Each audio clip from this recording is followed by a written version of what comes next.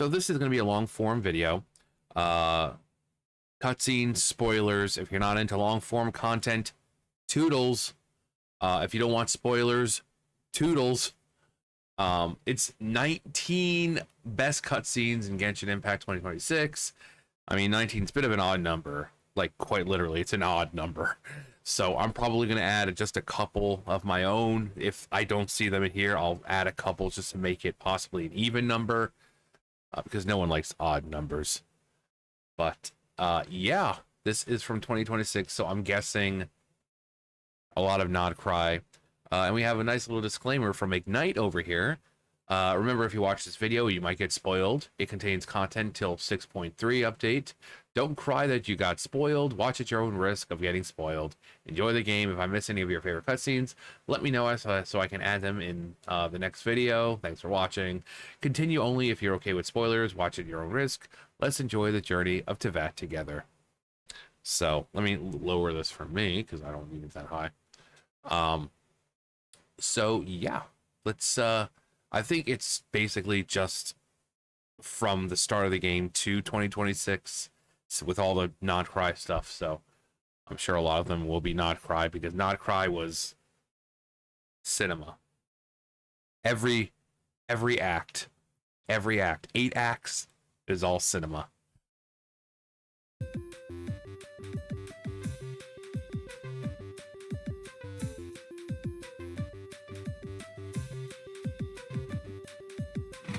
Welcome back, travelers! Genshin Impact's story just keeps getting better and better, with so many epic and emotional cutscenes every year. In this video, we're counting down the top 19 cutscenes of the year, from Capitano's epic battle with Mavuika to Dottore stealing the moon. This list is packed with amazing cutscenes to offer, and the top 5 best cutscenes are some of the best Genshin Impact has ever delivered. If you haven't watched our previous year's top cutscenes lists, the links will be in the pinned comment and also suggested during the video. Don't forget to like and share if you enjoy this list. All right, let's dive in. Starting with number 19, Nefer vs. Rarier.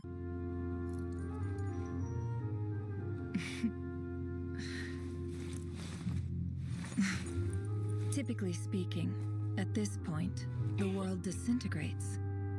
Then we find ourselves back in the outside world. Besides, these are my memories. There's nothing to fear. You're sure? Of course. It's almost over.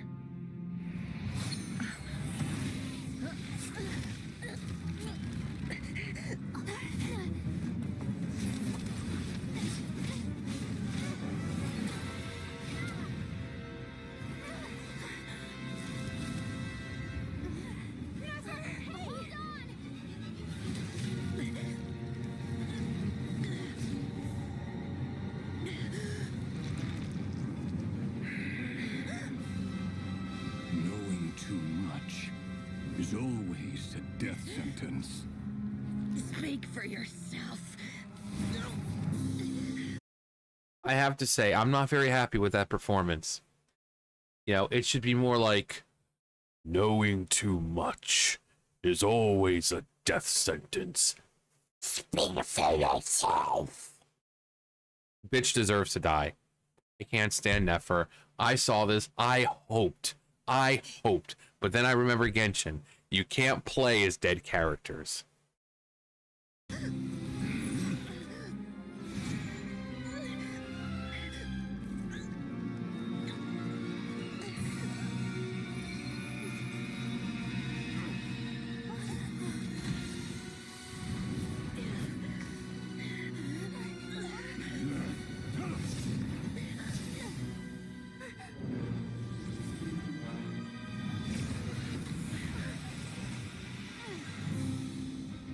How repulsive.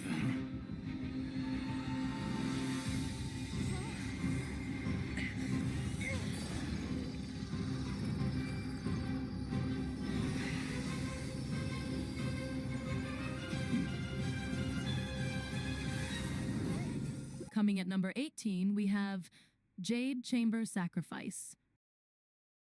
So the last one, they don't. It looks like they're not showing like the entire thing. After they get out of the memory, Revere tries to kind of escape. Nefer keeps him in, and you know it kind of shakes and kind of settles down finally, almost like a fucking Pokeball. And I just expect them to just do do do do do do do do do do. You get like a little text that says you caught Revere. It was just a fun. It's a funny moment. I fucking hate Nefer. Without its covering fire, retaliation shall be difficult. But the Jade Chamber is our last line of defense. We can't give another inch, no matter what. I have another idea. What do you mean, Lady Ningguang? I'll sacrifice the Jade Chamber. What is the meaning of this? I understand. Traveler, lend me a hand. Farewell, old friend. Goodbye for now. Let us meet again in the future.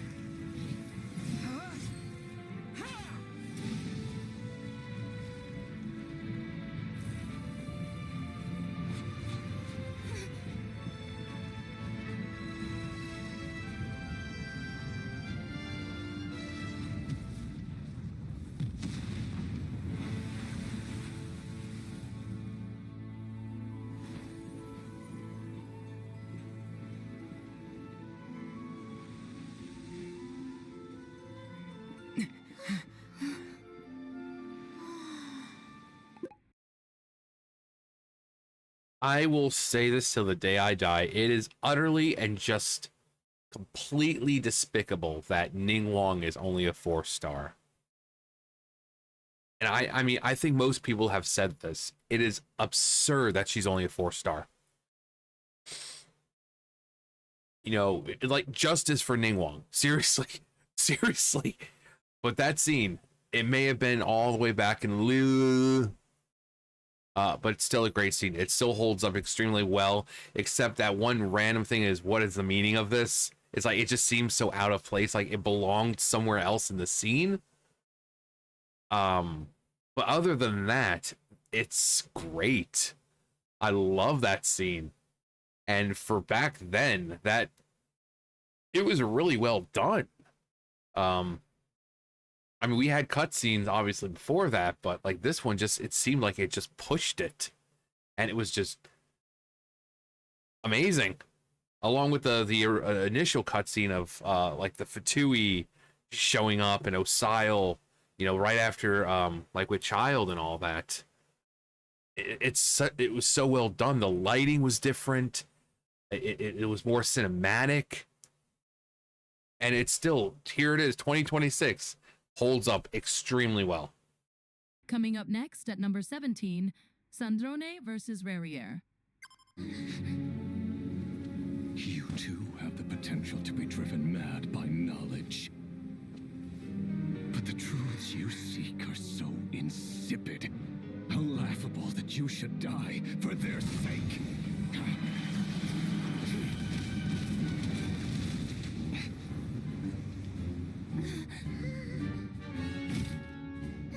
You're wrong. The unknown is but a fog to be dispersed. Knowledge is the true pillar of the world.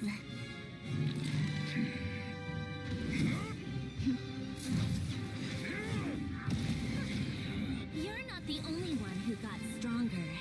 Polonia!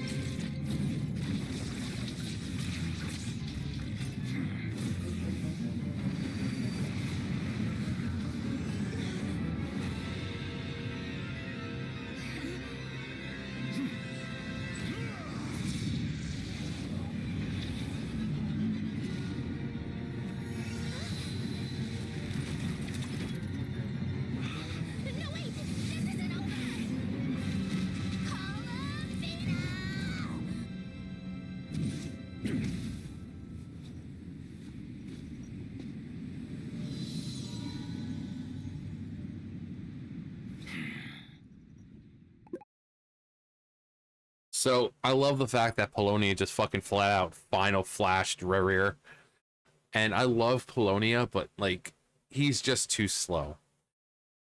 It's great that Sandrone took the time to make him stronger. She should have made him faster because she should have known that brute strength was not going to outdo Rerir. He was just too fast.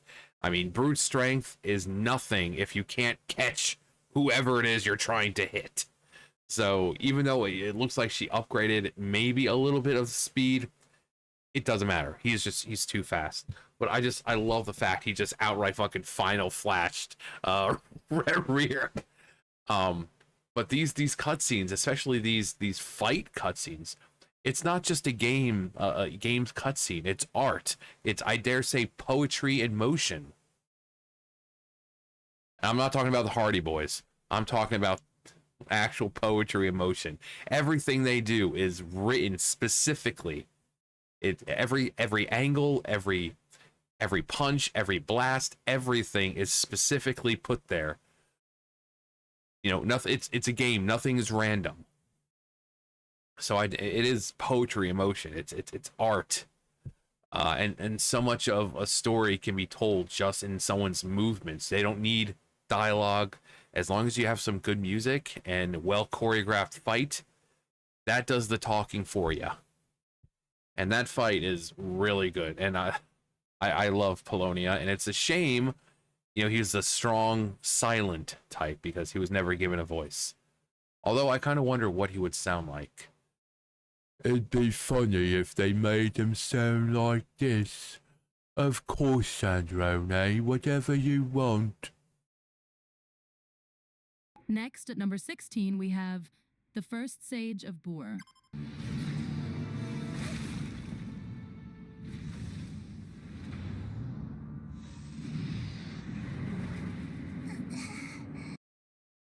Now, about this deal of yours.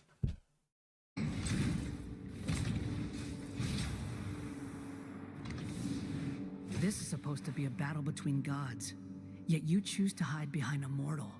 And now, you're acting like you'd sacrifice yourself for a human. Are you having fun proving a false sense of heroism to yourself, Bur?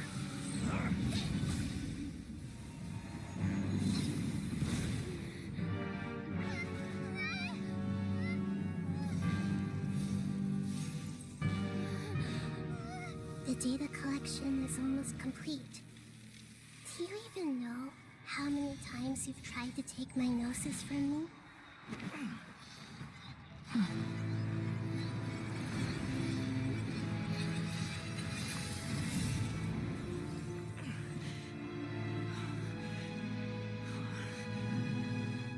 Compile everyone's wisdom in the name of the Archon. That is the original function of the Akasha. I've sent everything that happened just now to the people of Sumeru in the form of knowledge. I've asked them to help you find a way to defeat the false god.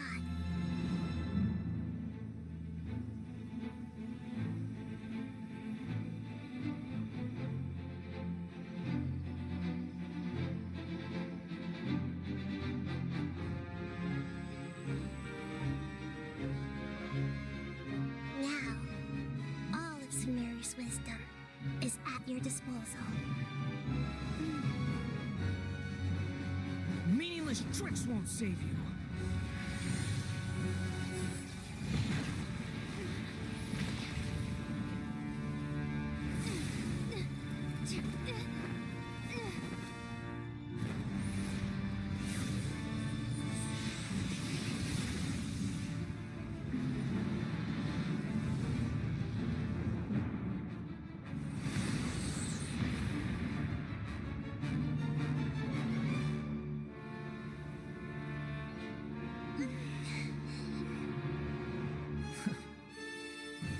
Are you done with your tricks? Can I finally take this as a real battle between gods? I'll leave this to you, the first sage of Bur. Next up, one of the saddest moments. Number 15, Burger King foot lettuce.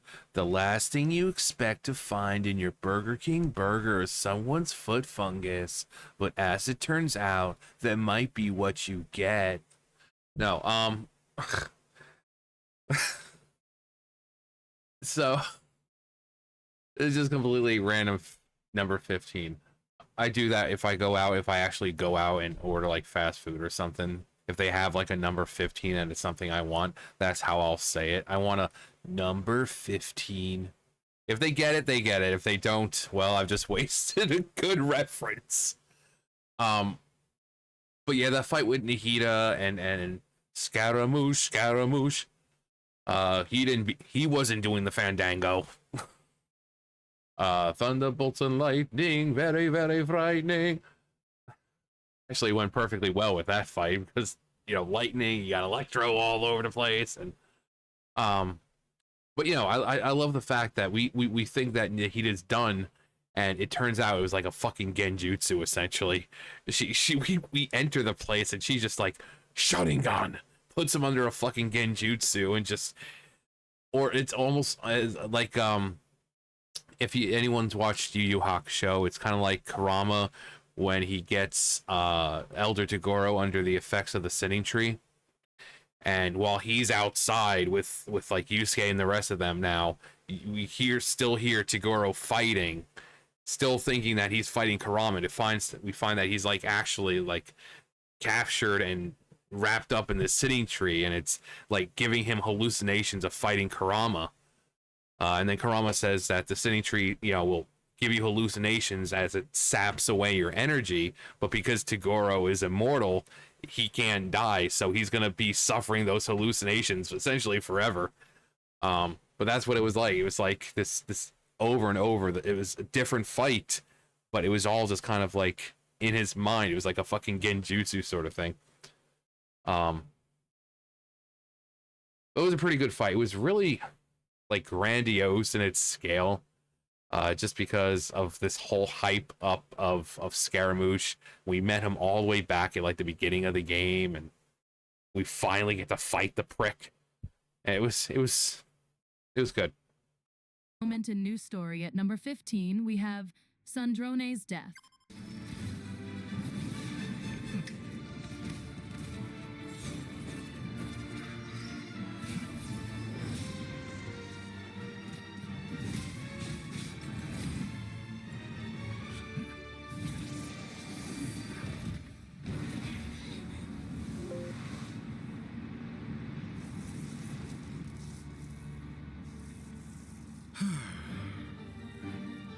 Is this your life's work? This piece of trash?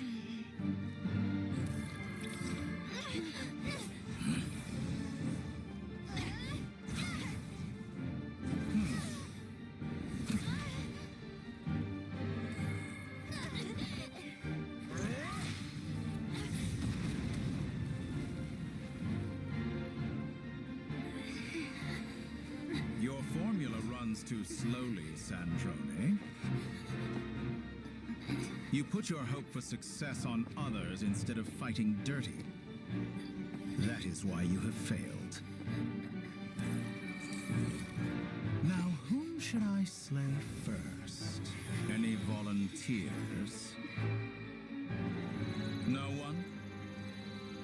How nice of you to leave the decision to me.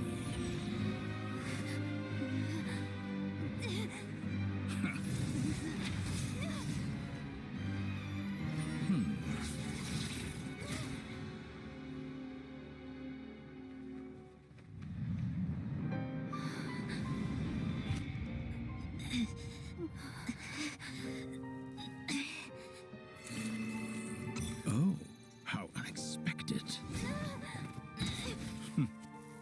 Sandrone, any last words for me, comrade?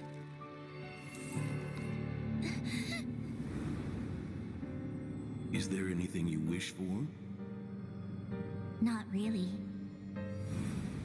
But I've always known what I don't want. Go to hell, Dottore.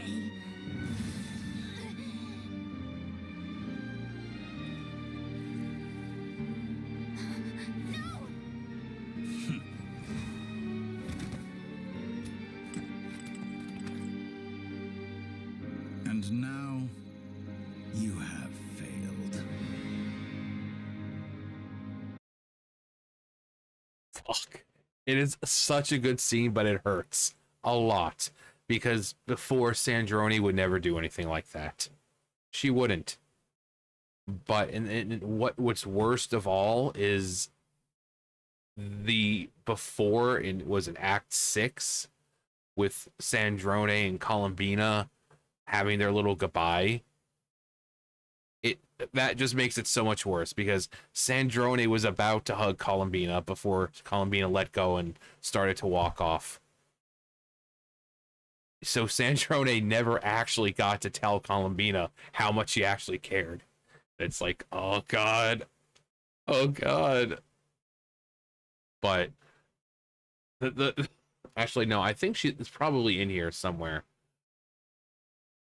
But once you see Elan, you know she's about to die. There's nothing coming back.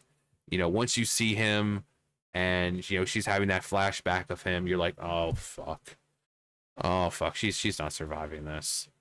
At first when you see, whoever take the hit, you're hoping that it was maybe Polonia, that maybe he got up and dashed over and that he was the one who took it. But then when the traveler looks up and sees that it's Sandrone, and just the utter fucking disrespect from fucking Dottore. Like, he disrespects her, and then he goes on to acknowledge her and say that, as much as it pained him, but he fucking outright just tosses her. Not gently puts her down, or no, he just over the shoulder fucking tosses her. The complete disrespect from this man. I cannot wait to finally take down Dottore. This dude has been a thorn in our fucking balls for too long, and I will be so happy when we finally get to take him down for good. Except we got him doing this William Afton bullshit with I always come back. No, we need to kill him. Like, soon. Coming up next at number 14, we have Traveler versus Raiden Shogun, Final Battle.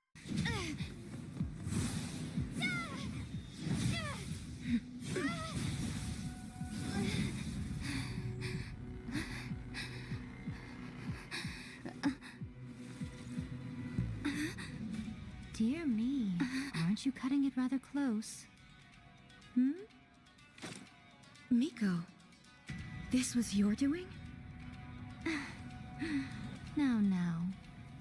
Don't forget who taught you how to place your consciousness in objects. Surely you don't think your ambition alone is enough to shake A's will, do you? Though you alone are here, they too have ambitions, which they long since entrusted to you.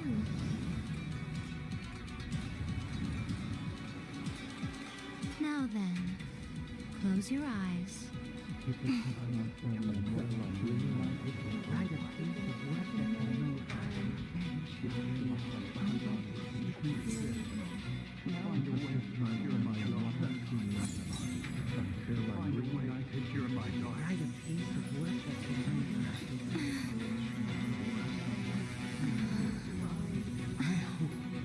can abolish the Vision Hunt decree.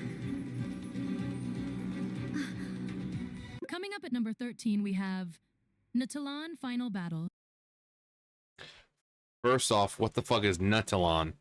Second, the Raiden Shogun. Did you know that none can contend with the supreme power of the almighty Raiden Shogun and the Muso no Hitotachi?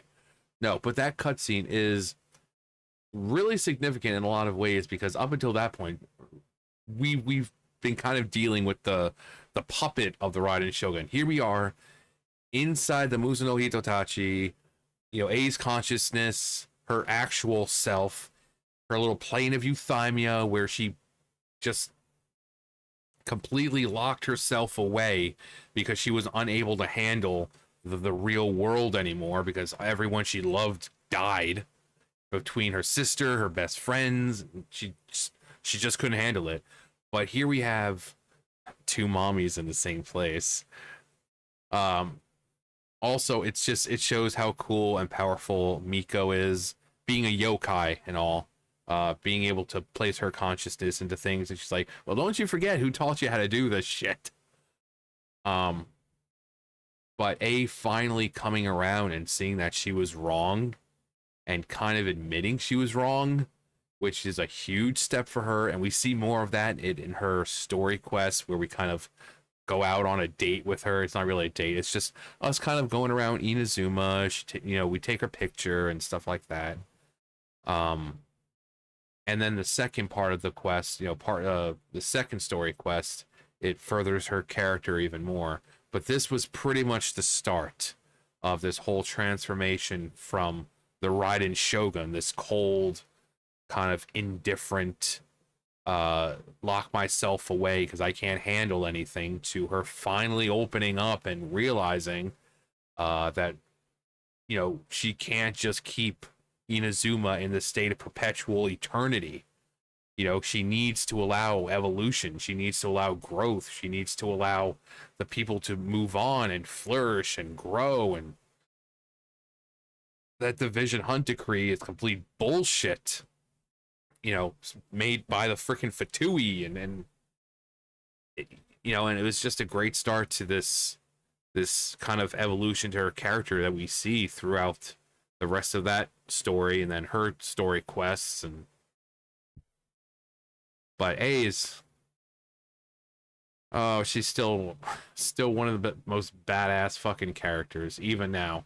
Even when she's so soft and you know, more welcoming and more open with her feelings, she's still a badass. She's still the Raiden Shogun. She's still the Electro Archon.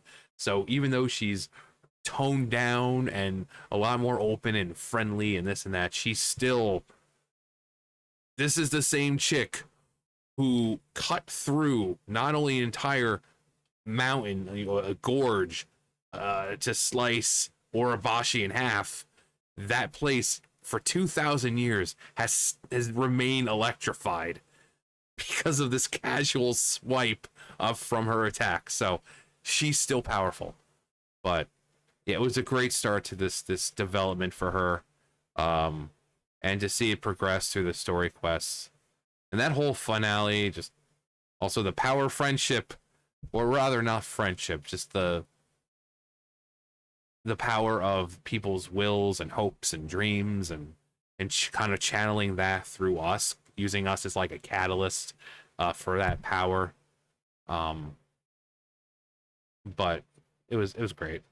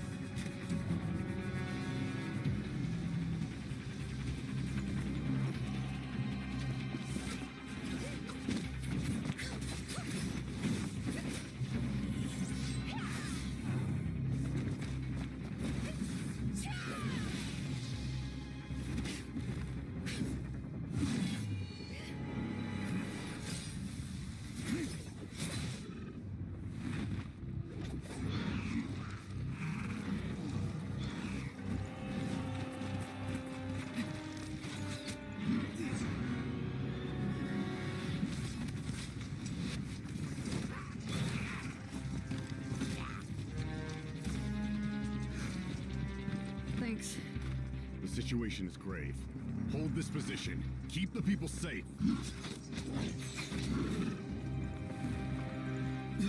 Chaos and emptiness. So that's the abyss. And it knows that now is its best chance. But the sacred flame! Archon's on the case.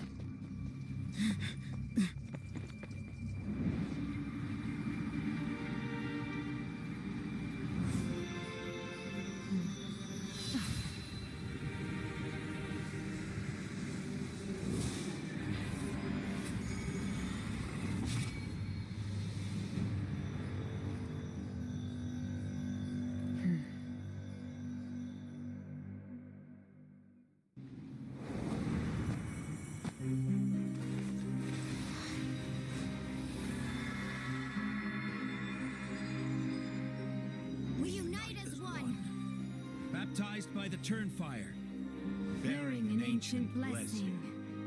Knowing true power. and accepting a fate of devotion. We embrace the transcendent flame. For Natlan!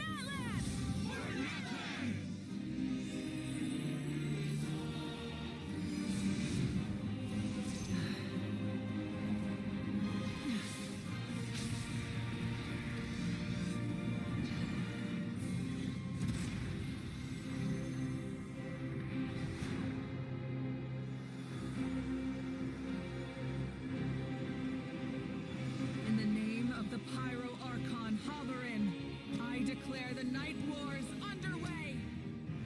The Ode of Resurrection will guard all life till the war is over.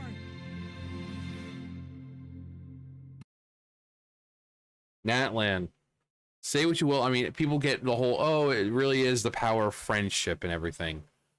But not just power friendship, but like family and, you know, a generational thing, because we're not just fighting alongside current people. We're essentially getting help from 500 years ago. You know, so this conflict that has been going on for centuries is now finally reaching its end, and we're getting help from across the ages, in one way or another. And in that, I'm pretty sure they'll probably show it as well. But, you know, not just, you know, I'm like, we're fucking fighting with the Fatui. Like, we are with the Fatui. They are on our side. I mean, the Fatui have never been as bad as, you know, they were originally thought to be. But here we are fighting alongside the Fatui. We got the captain, probably one of the most honorable and noble men in fucking Genshin and gaming. And here we are fighting back the Abyss, and we've just got help from the past, the present. We've got the fucking Fatui helping us. I mean, it really is an all-out war, and we're getting help from every point.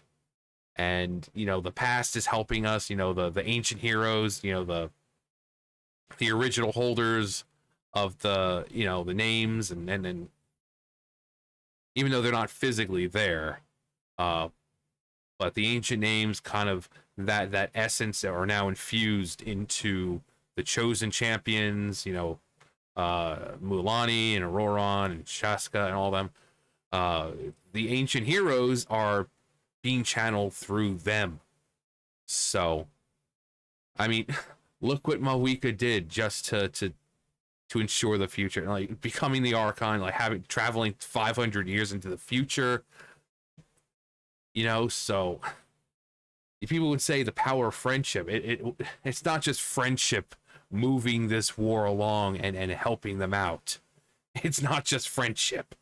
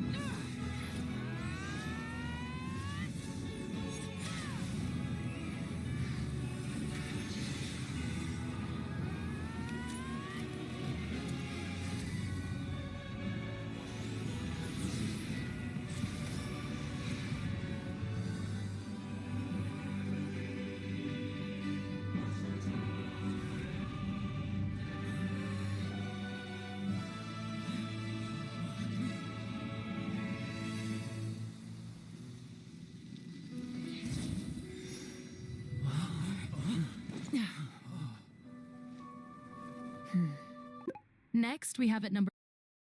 So that also that fucking moment where they can't see it apparently because it's obscured by the debris and smoke, but our first look into, you know, or outside the firmament, the false sky, that this blast was so powerful that it broke the fucking sky, and just being able to see the shattered moon out there, and it's like this what the fuck moment. Like, this, of all the times to show it, this is the moment they choose.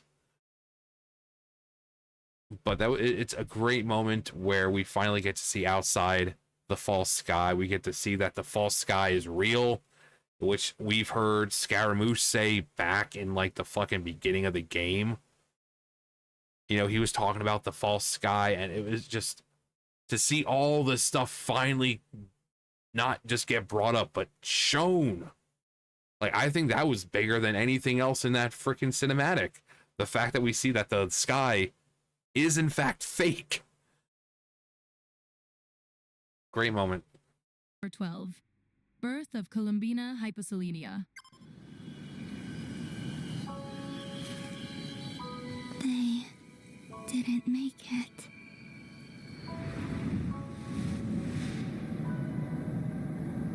Could you tell me your name? My name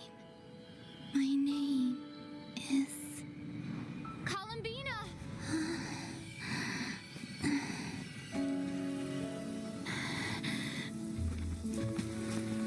Columbina! Are you here? Columbina!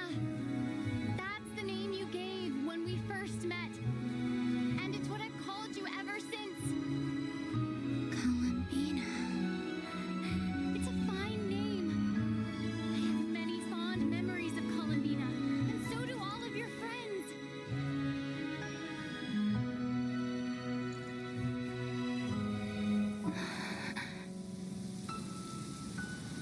If you like this name,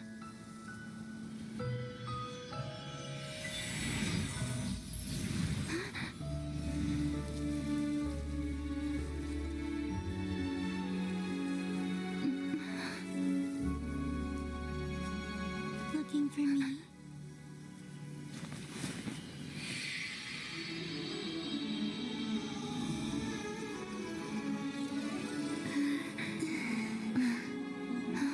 I like it. You can carry on using it. My name is Columbina hyposelenia. Oh, Columbina, our Trilune goddess. Like that whole quest of basically, you know, we're sent out by Alice telling us that we need to find Columbina's true name, and that will help her keep her anchored to the world and all that. But in truth, it was she had to discover it herself. You know, she went by many names, you know, the Damselet, the Moon Goddess, Columbina, but she had to pick who she was herself. Because it's like without a name, it's like you're not really anything and you'll slowly fade. So by choosing her name and by choosing to stay as Columbina, although she chose the Columbina hyposelenia, she kind of mounted her and grounded herself to that. And it really was never on us. It was never really on us to find her name. It was on her to find her name. She was supposed to choose her name. You know, after being around for so long and just going between names and never having a name, a true name, you know, the fact that she decided to stay with Columbina, that it finally grounded her to that. But her whole story, from just the time we see her in that Fatui trailer, and everyone's like, oh, she's so creepy, but she's beautiful, and I bet she's evil, and then you get to quest with her, and you realize that she's like one of the sweetest characters. She's still not used to interacting with people, but she learns. You know, she's blunt, which honestly I think more people need to be. Everyone else kind of sugarcoats, but she's like straight to the point. She doesn't care how awkward it sounds or whatever. She just tells it as it is. But you know, a lot of things are still foreign to her, like friends and giving gifts simply because you want to give that person a gift, because she's so used to, you know, getting offerings and hoping, you know, people giving her offerings and hoping that she'll bless them and make their dreams and wishes come true. And so she's so used to having people ask her for things. So having a friend or friends that just do things for you because they genuinely just want to do them, she's still learning about. Even Arlecchino acknowledges at the end of the Archon quest at Act 8, about how much she's changed, and how she's, she offered Arlecchino words of comfort about Sandrone, and she's like, she never used to act like this. So I think of all the characters in Genshin, Arlecchino, Columbina definitely has had the most progression. Not one reason is we had 8 acts with her from the time we got to Nod Cry. It's just been her story. Yes, there's been Rivrir and Dottore, but it's been her story. Everything that we've done with her has led up to the last act, and her becoming this Trilune goddess, and her becoming not normal, but just less off-putting as she was before, to where she understands friendship and family, and that not everyone in life wants to use her because she's a goddess, but rather they genuinely just want to protect her because they're her friend. So again, Nod Cry, there's 8 acts, every one of them was peak. Every other nation, there's 5 acts, but usually Act 5 is the best. Nod Cry was solid the entire freaking time. Coming up next at number 11, we have Rarir's first appearance. Hand it over. That was mine from the first. You're a fool. You again.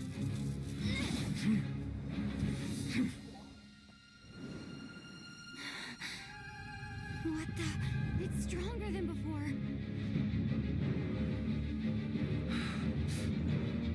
Lantern, now!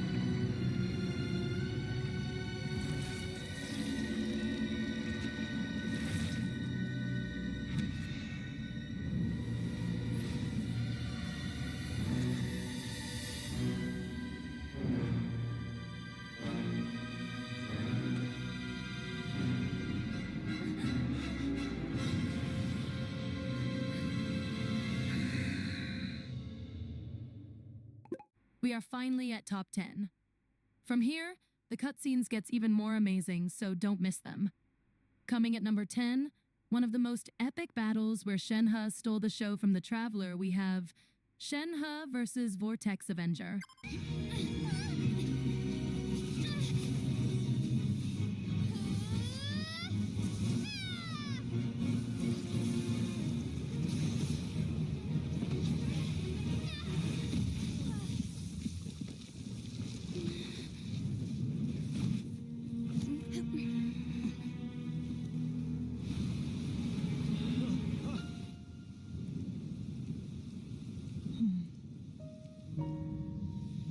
You are a cursed child. Your life brings nothing but disaster to us all. At least if you die, I can bring her back. The day you learn how to use your strength for the good of others is the day that you can truly become part.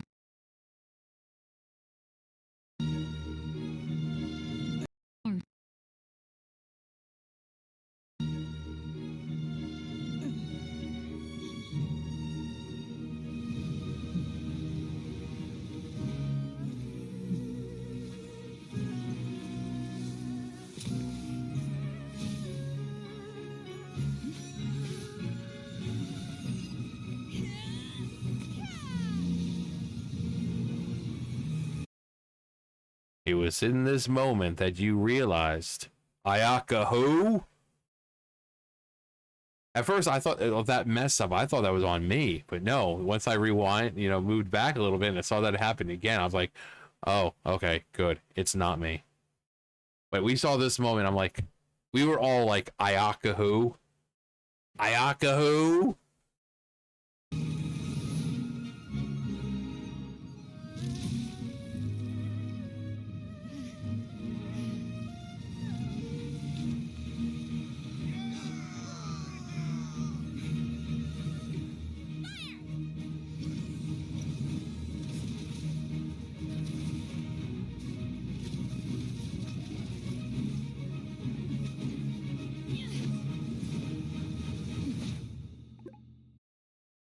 Also, don't like how they just said Vortex Avenger. They have a name. It's Beisht, and it was the wife, essentially, of Osile, and not just some random being. No, it was Osile's wife, and it's like closest follower. She has a name, and it's just like Vortex Avenger. It just sounds like some fucking low level, crappy, just follower. No, the thing was his wife. But anyway, yeah, the whole Shenhe, that whole thing with it was so fucked up. This freaking unknown god, essentially, that the people of the village start sacrificing children to. It was so fucked up. And she comes up and she just manages to kill the damn thing. And it just, her emotions, basically, the more emotion she has, the stronger she, kind of like Makuro from Yu Yu Hakusho. But then, she's taken in by Cloud Retainer, and the Adepti kind of make this thread for her, this red thread that kind of keeps, when, it's ties up, and it keeps her emotions in check. So even though it's just kind of like tying her hair and all that, it's keeping her emotions in check. Because if she was to take it off, she won't have any control of her emotions, meaning her anger would get out of control and bad things would happen. But same thing, like with a lot of characters, she goes from being this very distant, kind of not cold, but just kind of, she doesn't know how to engage with humans.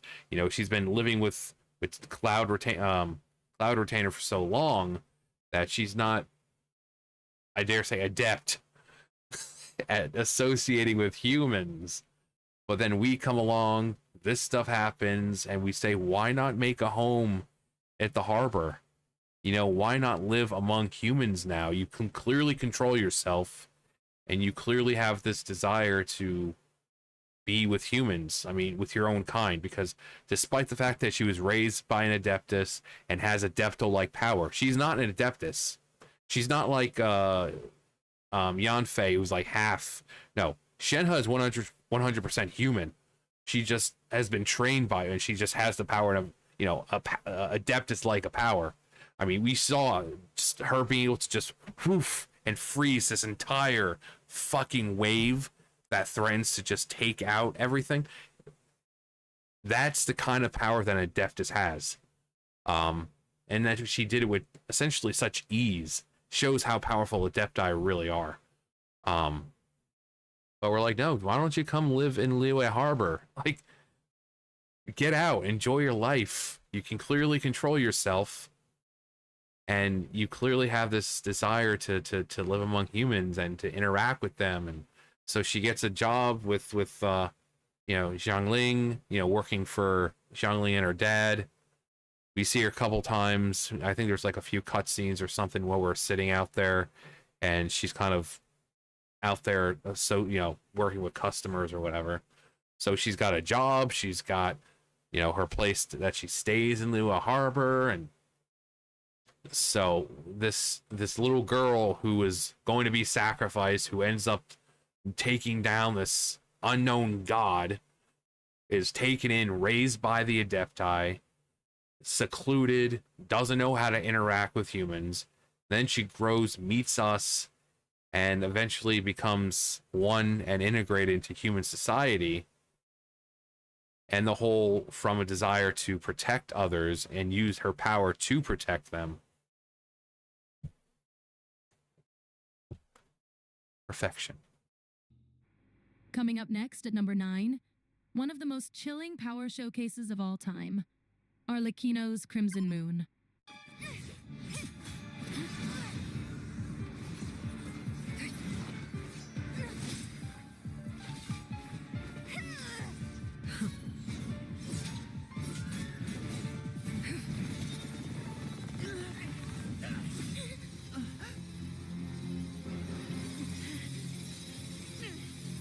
You should know better than to crowd in one place.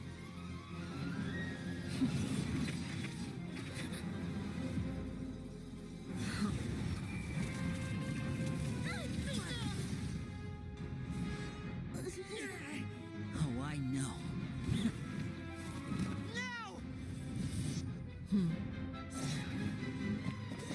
I'm sorry, Father!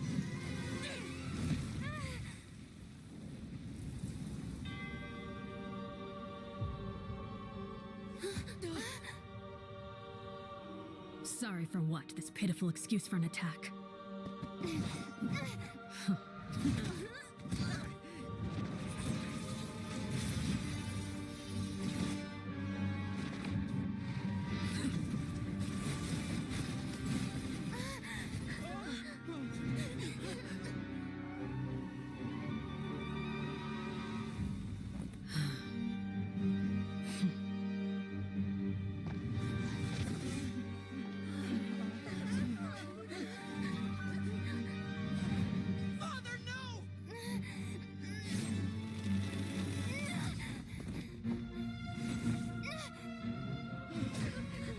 Made it out, did you?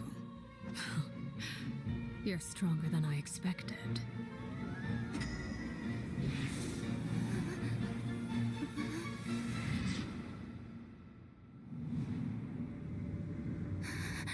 A crimson moon. I can't move.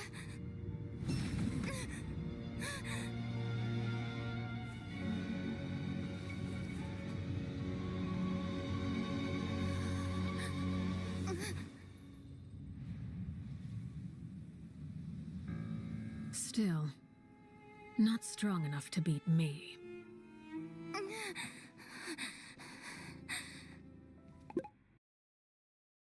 Oh, Arlecchino. Father.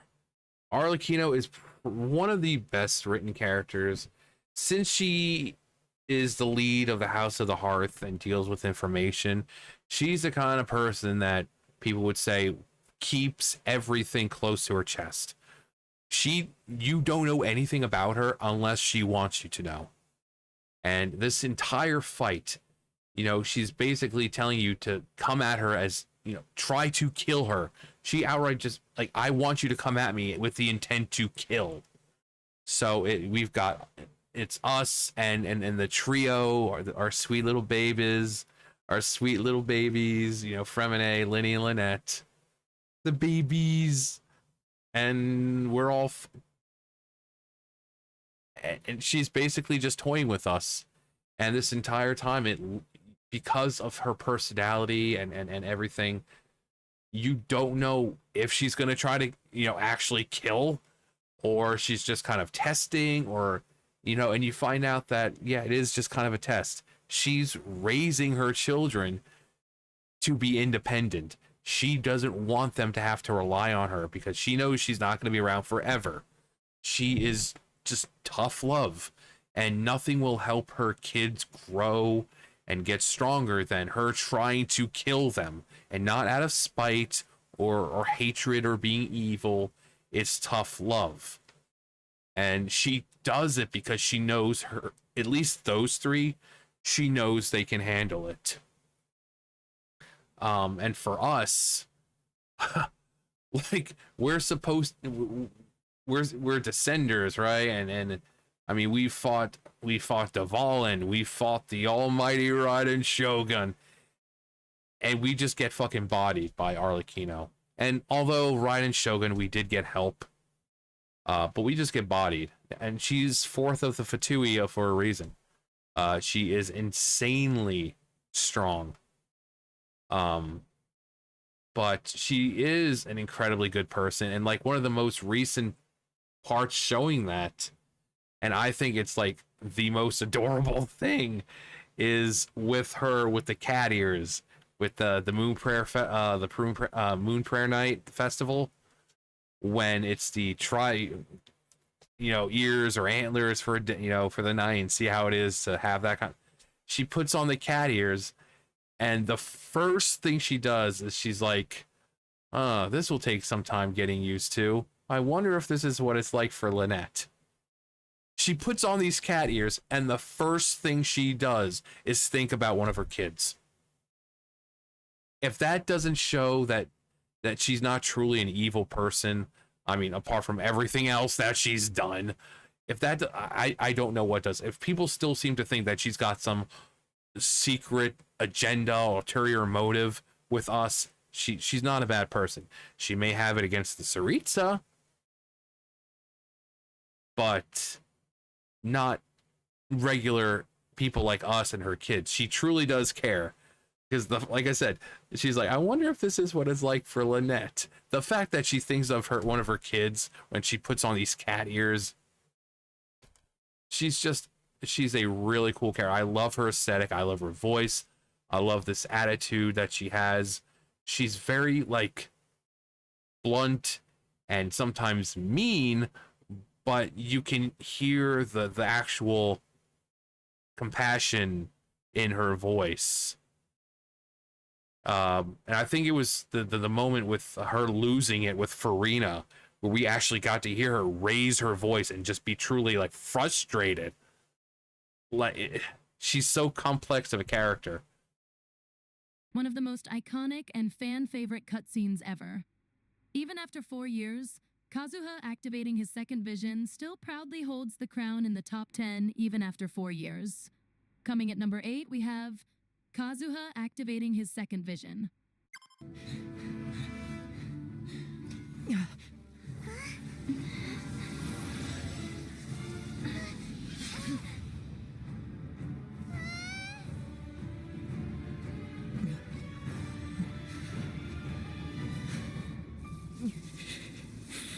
There will always be those who dare to brave the lightning's glow.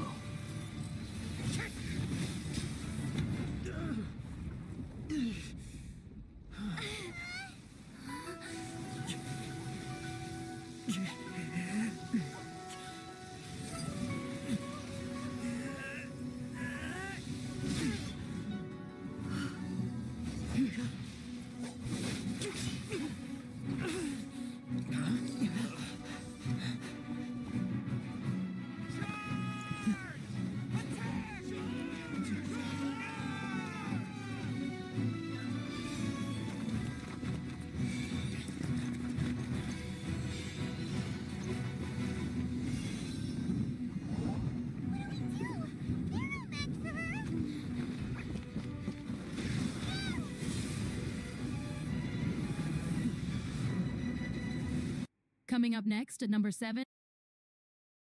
Yeah, so that's a huge moment, because if you really think about it, I think that's almost what led to things like Varka. Not to mention Varka with if he takes in Electro. But this idea of being able to activate 2 visions.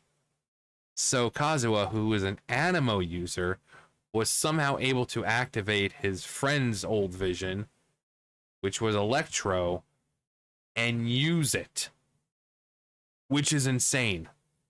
And I really hope that they take that concept and apply it some point during the game that allows the player to pick, or what people want. Like, why not make it a canonical traveler where we have access to all the elements? Because we've seen in numerous cutscenes us using all the or several elements. You know, they'll show us using pyro, and then we're using electro, and then so canonically we're able to access all these elements at one time. But in game, it's like, nope.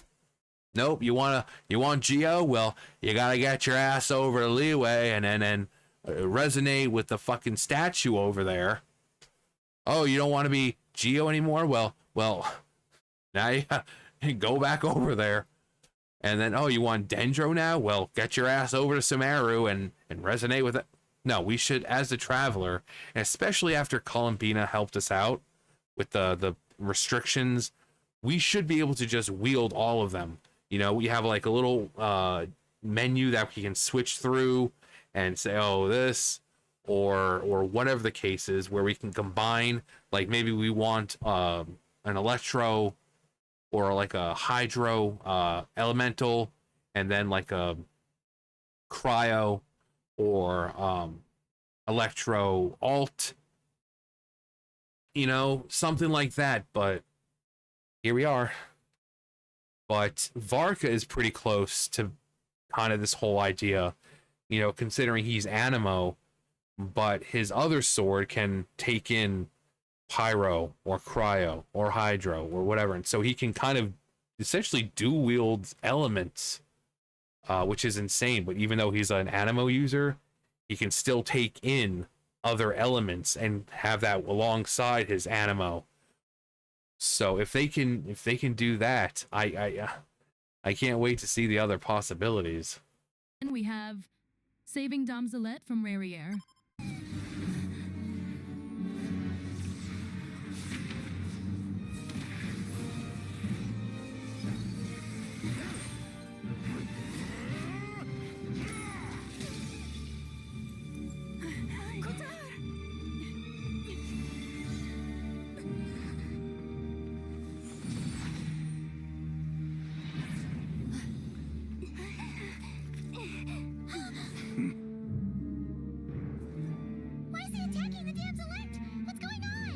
No time for questions.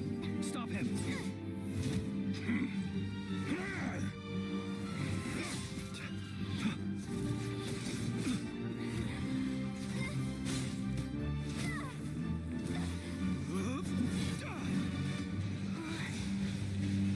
This is insane.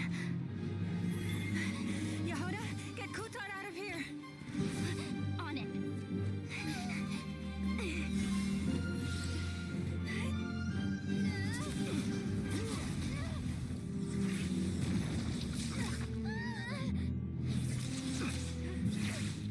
Look where your feeble light has gotten you. Now you shall plunge into darkness. Felindus, soon I will find a way. Watch out.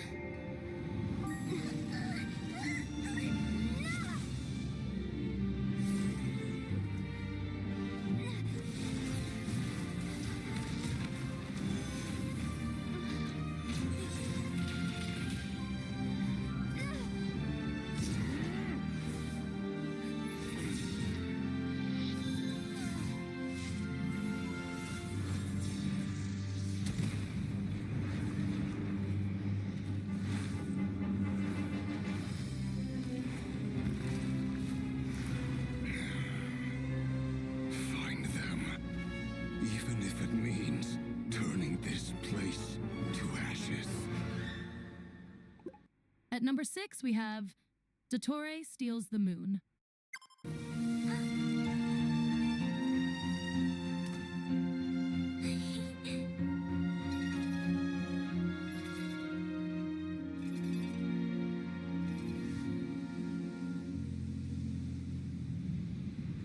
The moon really is closer than ever tonight.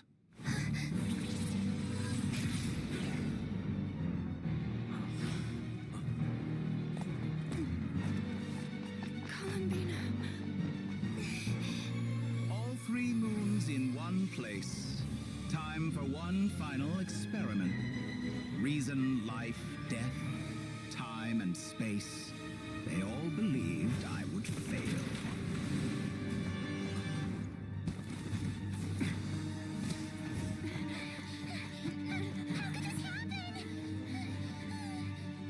But Tevat's primordial power never did belong to the throne of heaven. And now, they are mine.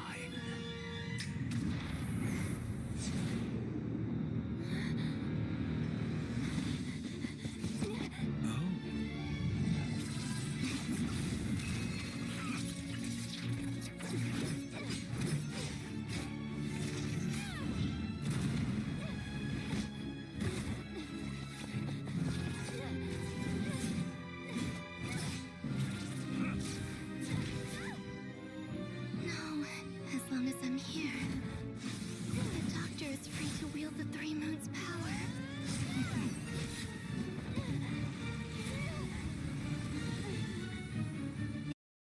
That's what I'm talking about. They went from using pyro to using electro to using hydro.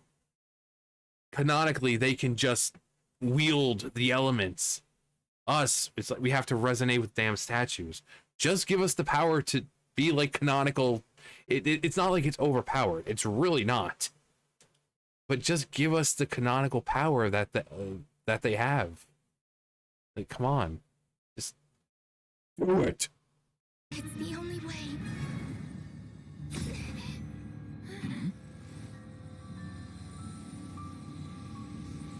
I guess I won't be going home today.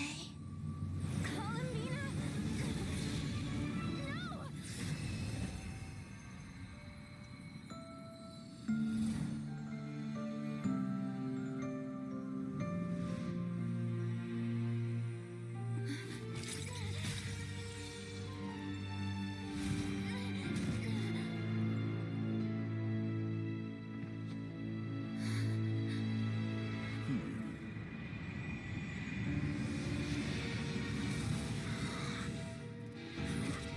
Stubborn world, do not try to control me.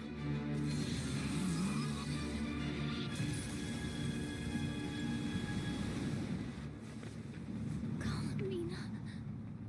All right, before we move on in this list, here are some honorable mentions. These didn't make the main list, but they absolutely deserve recognition.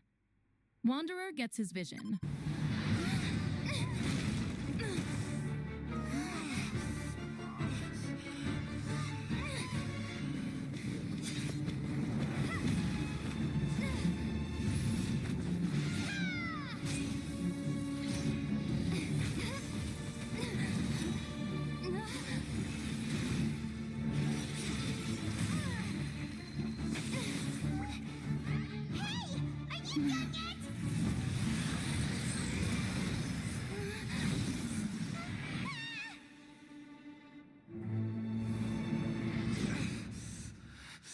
All worthless dross will be purged. That's why this won't be the end.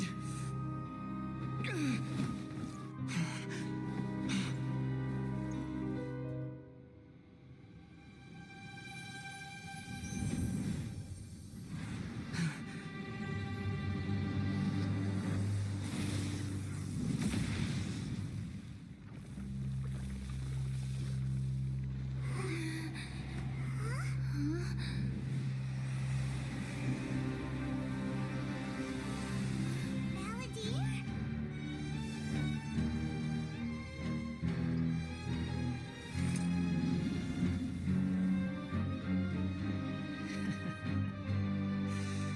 Die.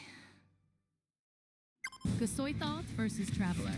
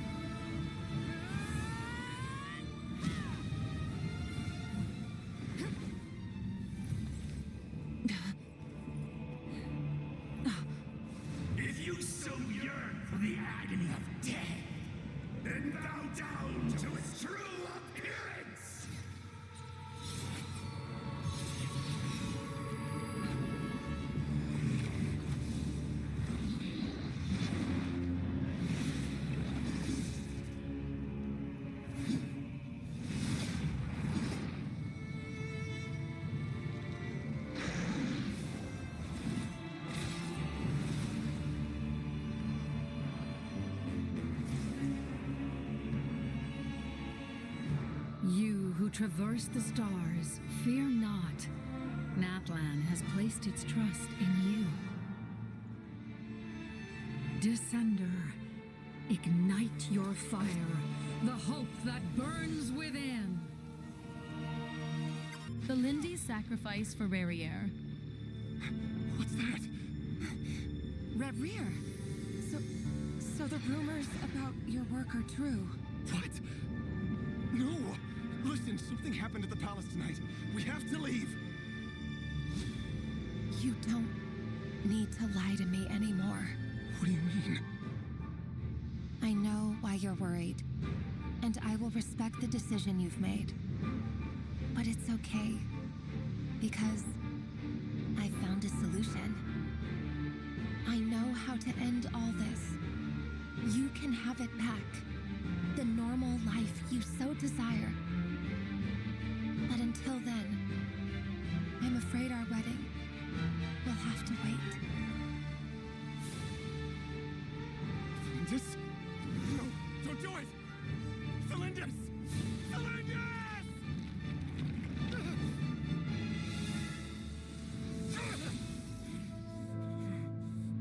I told you, Rariere. Let her go. You will find someone better. No! No, I won't do it! I have to save her! By what means exactly? A lowly pawn. You lack the power and the strength of will. Do you know a way? Tell me! Come to the palace. Join us.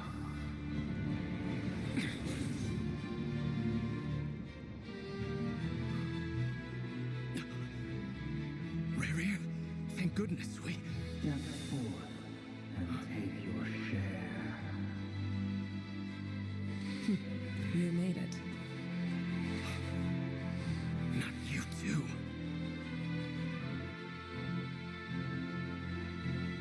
Hatred or grief, despair or desire. We all have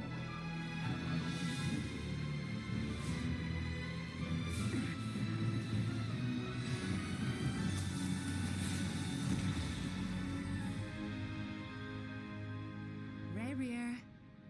Rariere. Celindus? Were you daydreaming?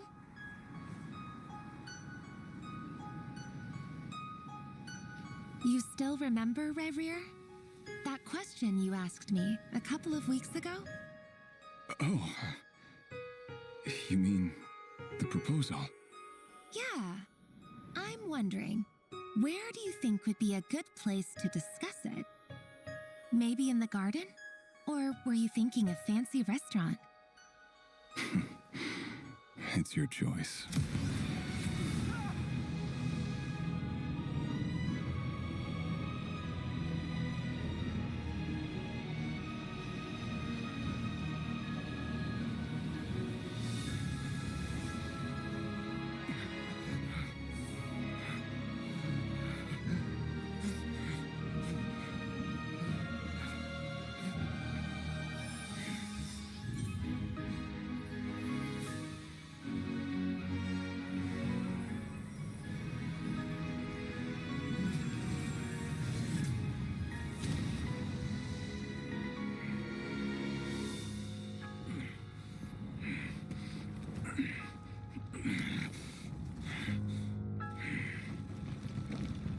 I will find you.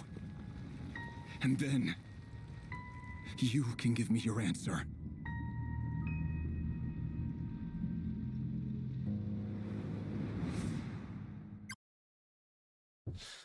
One of the best.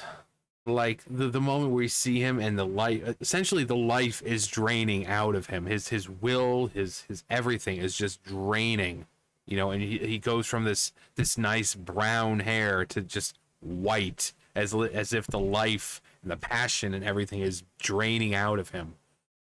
It's so good. The you know, his reflection, which is not really him, but telling him, you know, like, you know, just, I told you, Rariere, let her go. You know, and then when he's in the palace and he's, you know, we hear the hatred or grief. It's such a good line because we see his reasons of why he did everything. It was for Thelindis. So it wasn't hatred or grief, despair or desire. I mean, you could say it was kind of desire, but for him, it was love. It was love. Everything he was doing was for, you know, and while yes, they hid a lot from each other, you could tell that they did genuinely love each other. And that just that whole, when the music kind of goes sweet and soft and you're like, oh god, it's building up to just this heartbreak, isn't it? It is just building up. You know, when he's, you see his hand on her face and she's kind of like glitching out, and then essentially the blood on his hands when you see the bloody handprints. It's, and Dainsleif, you know, he's so happy to see Rerir, like, you're here. And then it's just that heartbreaking of line of, not you too. And you're like, oh god.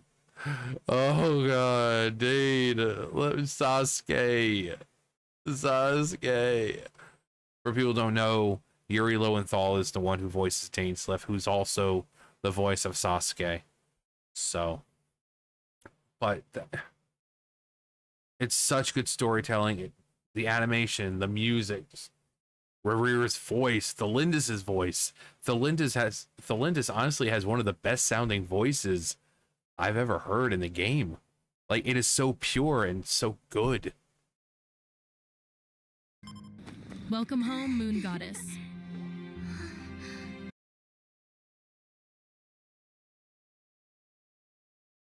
I'm not emotionally ready for this one. I can't make it through this scene. I can't. It's so fucking good. And I know I say that about all of them, but this, it's like, considering everything that's led up, you know, before this, it's emotional. It really is.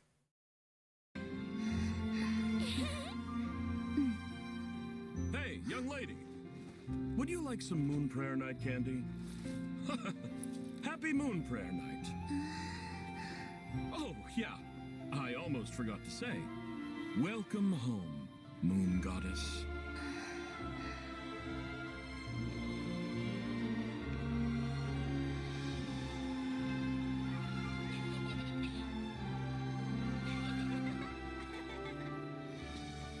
Welcome home, Moon Goddess. Welcome home, Moon Goddess. Welcome home, Moon Goddess.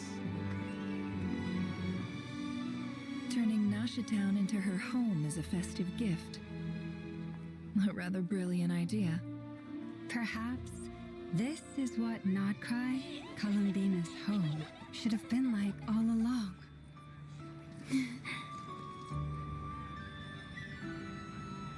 Thank you for the gift. I like it a lot. Wanderer saves. Oh my god. Because it should have been. The only reason Columbina left and everything was because her, you know, people were just asking her for things, begging her for things. And instead of people begging her for things, they should have been not worshiping her, but treating her like a normal person and celebrating her. So that whole thing that they did with Nashatown, you know, having people dress up as her, and that's how it should have been from the beginning. You know, had it been like that, she wouldn't have left Nod Cry to, you know, because she felt like, oh, these people are just using me. It should have been celebration the entire time. You know, once a year celebrating, or multiple times a year celebrating the Moon Goddess. Instead, they just went to her and they asked her for things, and they expected her to make everyone's life better. And it's like some people just, they didn't bother making their lives better themselves. Just, oh, let me just offer this to the Moon Goddess. She'll do it for me. So it shouldn't have been like that. It should have been them celebrating her rather than demanding things. The traveler from Dottore. Heroes don't attack from behind. Guess I'm no hero. This is most disappointing.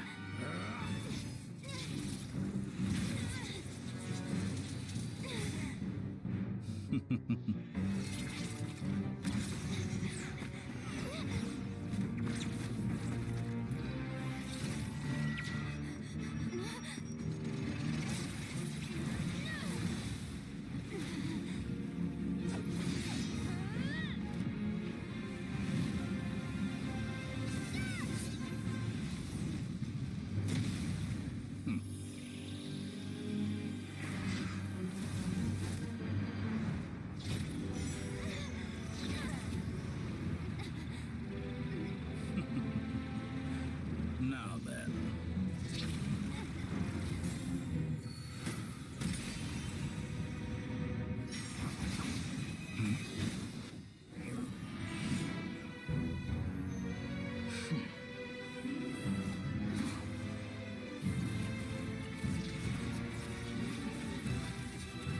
A new face. Interesting.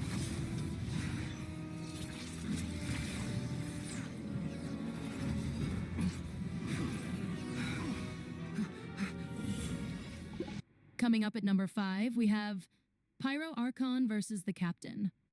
Archon, it's the Fatui!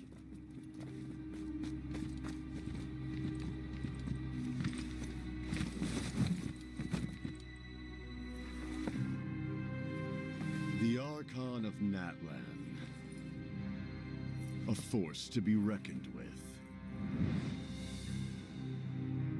The secret of the ley lines is no secret to me. Long have they been destined for ruin. And since the oath made 5 centuries ago remains unfulfilled, what use is the Gnosis in your hands? I don't know what you mean. But it sounds like this is about more than the Tsaritsa.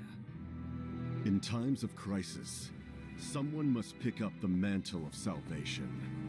Your plan has reached an impasse, and now it falls to me to create new rules for Natlan. But before the dawn of a new age, the old must be destroyed.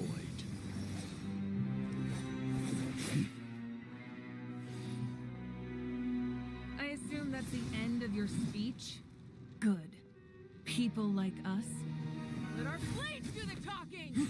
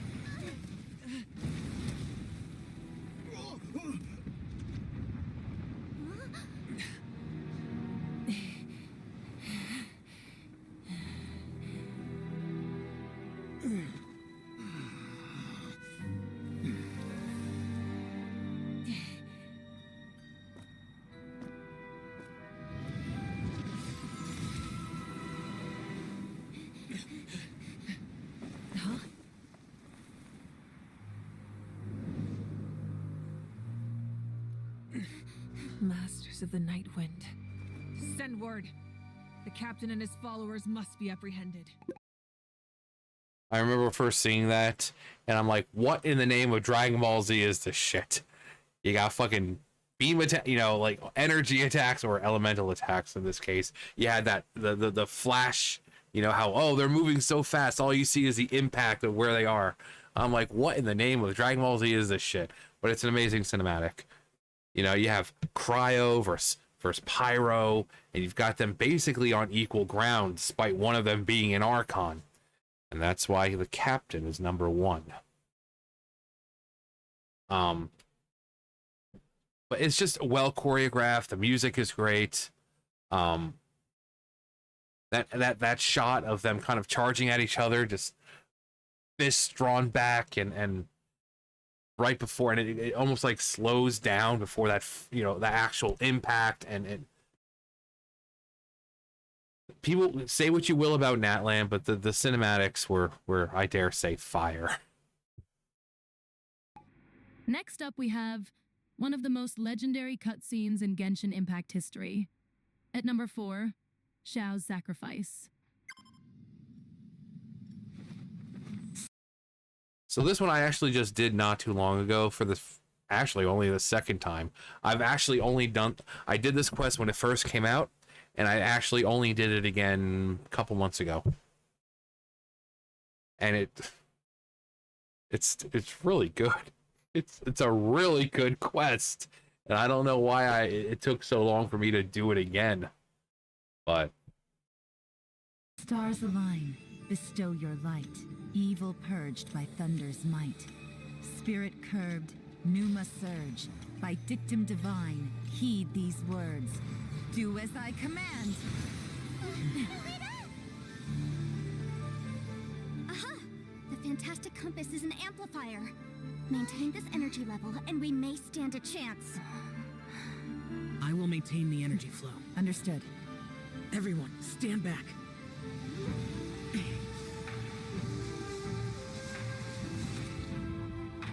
I shall hold the line by sealing the surface. As Yakshas, we must fight for this world. General Alatus, falling in!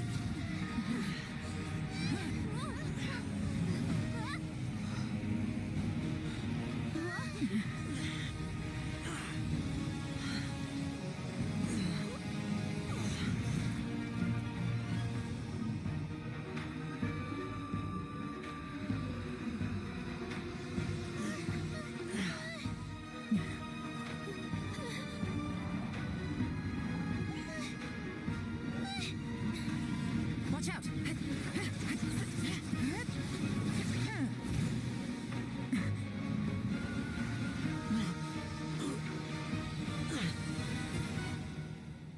This trip may be dangerous, yet you insist on going. I have guarded this place for several hundred years. Only to seek the nameless Yaksha do I request your approval.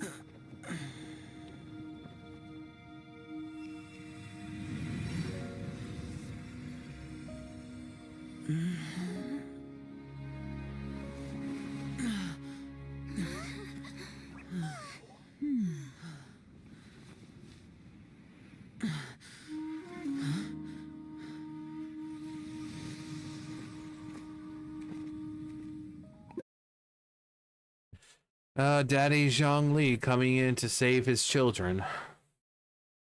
I think he was pretty much standing there the entire time, just in case he was needed. And just as he thought he would be, he was needed. You know, not saying that Zhao wasn't strong enough, but he knew Zhao would eventually wear his body down to where, you know, he would need to be saved. Because he knows how Zhao is. So he's just kind of waiting, like the good father that he is. And he's like, oh, time to step in. My children need me. But just that moment of, you don't even fully see Zhongli standing there. You just see his, you know, like part of his leg and all that. But you're just like, the ever watchful daddy. But it was a good quest. And like I said, I'm surprised it took me so long to go back and play it.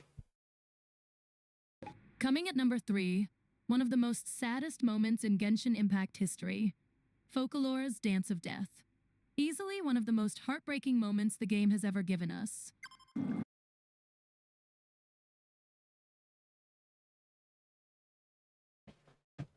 I'm sorry, I'm trying to mentally prepare again. This is another scene. I can't do it. I fucking can't. I can't. I cannot make it through this fucking scene. I can't. And there's a reason why. Even now, 2026, and this scene is still like the top 3 for so many players. If you haven't played it, why the fuck haven't you played it? You fucking play it. Oh, God.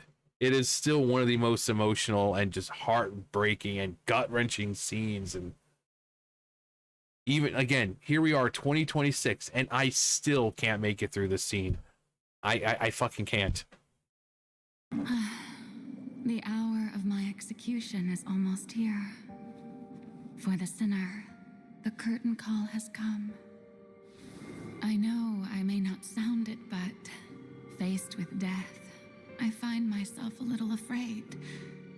Perhaps this is one thing both gods and humans have in common.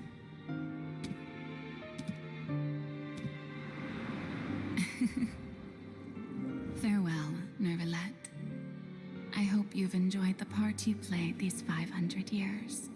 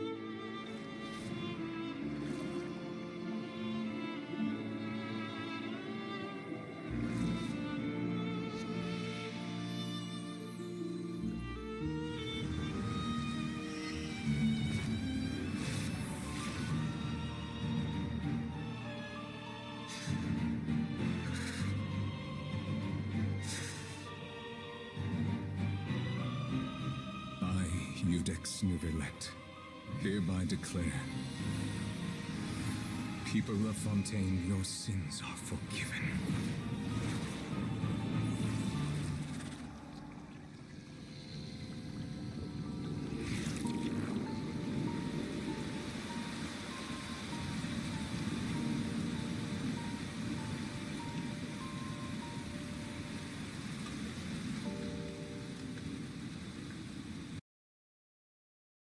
Oh my god. Oh my fucking god. Every fucking time. Every fucking goddamn time. Like fucking Focalor, who gave a huge middle finger to the Heavenly Principles. One final dance before she's executed, and just that's the image of that's just following her wherever she goes, just looming above, knowing that at some point that is going to come down on her, and rather than letting it, letting the Heavenly Principles essentially win, that dance is also one last fuck you. She went out on her own terms. That's why she got to do that one final bow before the fucking thing comes down. And this moment right here, the storm, the heavy rain, Nuvalet, whenever he's emotional, it drizzles because he's the Hydro Dragon. So to have this scene showing the opera epiclese and outside how it's just pouring, it shows you his mental state. And even when he's outside in this pouring rain, you can see he's still physically like emotional and crying. The music, the swelling of the music, the freaking message from Focalor to Farina, just everything. Fuck. It's been how many years, and this is still one of people's favorite cutscenes because of how fucking emotional it is. And this moment right here where you just see him looking more like a Hydro Dragon. And only Farina will remain, weeping on her throne.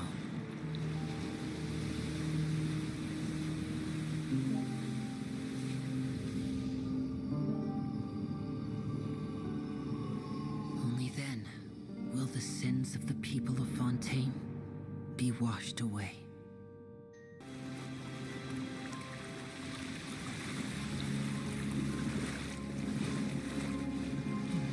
It's a miracle! Waters receding. We didn't dissolve. The prophecy was wrong.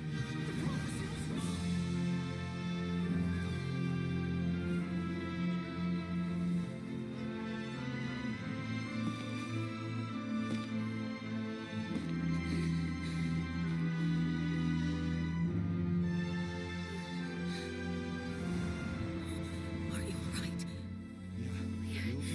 We're saved. The prophecy was wrong.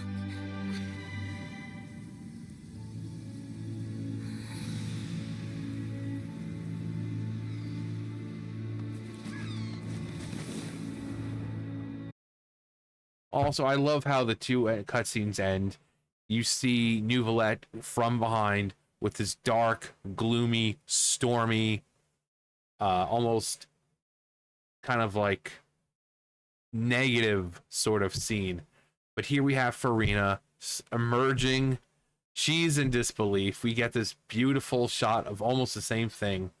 Farina from behind, except it's this gorgeous, bright, sunny, positive scene, knowing that her nation has just completely just fucked the Heavenly Principles' plans of flooding the nation.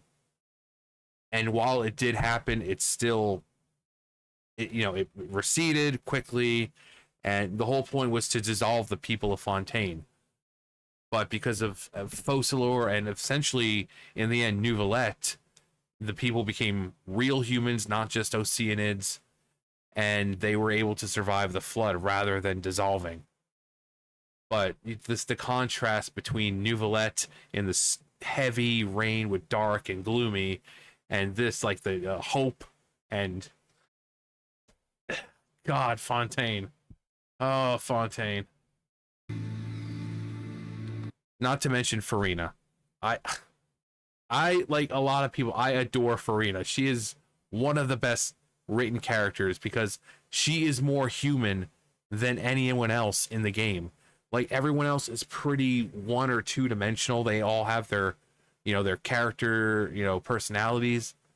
but Farina goes through so many human emotions in just a short time. It's insane. She's more human than anyone else. I mean, one of my outside cats is called Farina. I named her Farina. I adore her character.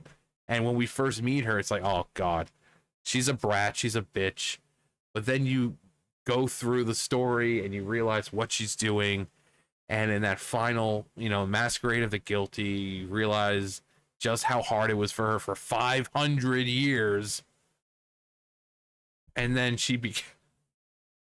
and then you hear what the Archons in their lines they say about her, how even like someone like the Raiden Shogun acknowledges her will and like puts it on the level of the gods, and how so many people, she's not the Archon.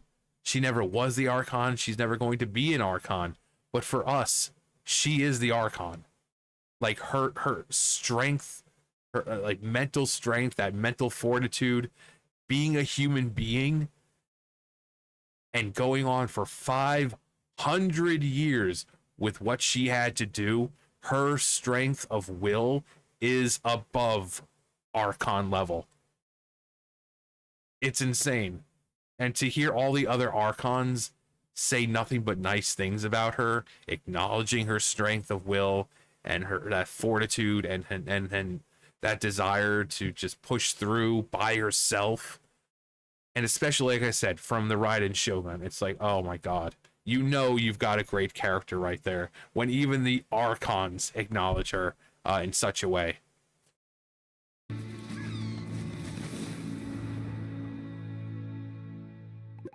At number 2, we have Rariere versus Columbina, Final Battle. I'm sorry, who is Rariel? Rariel, because you're worth it. You fear the sound of your own name? Is it us you hate, or is it what you've become? Let's see what becomes of you.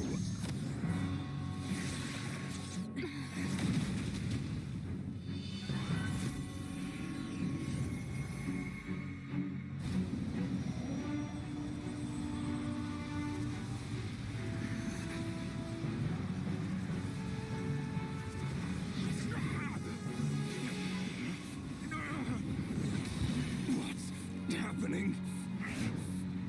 That power. I've seen it before.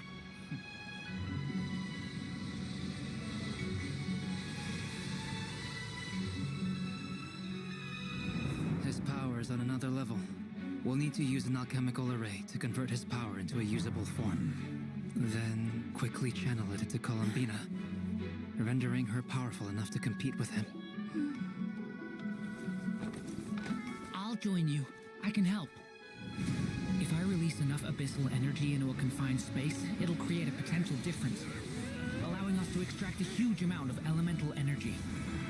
Next, I'll synchronize with everyone's minds using Pyro, then give you temporary access to their abilities and fields of view. But it won't last long. Can you see? Well enough.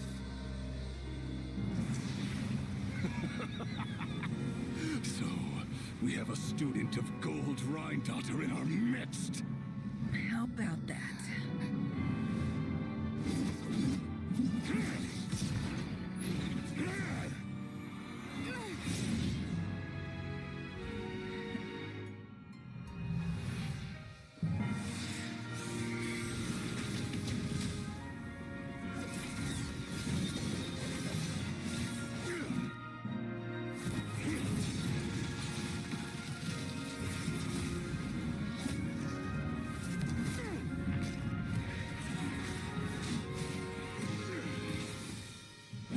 You use my own power against me? Just like how you stole Kuvaki. Look familiar?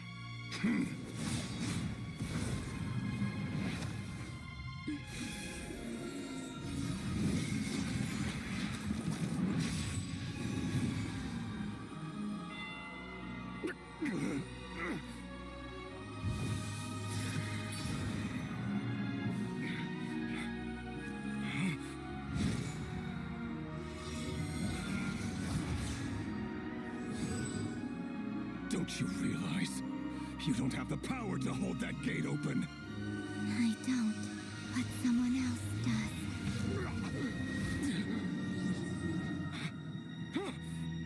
Goodbye, Rerir.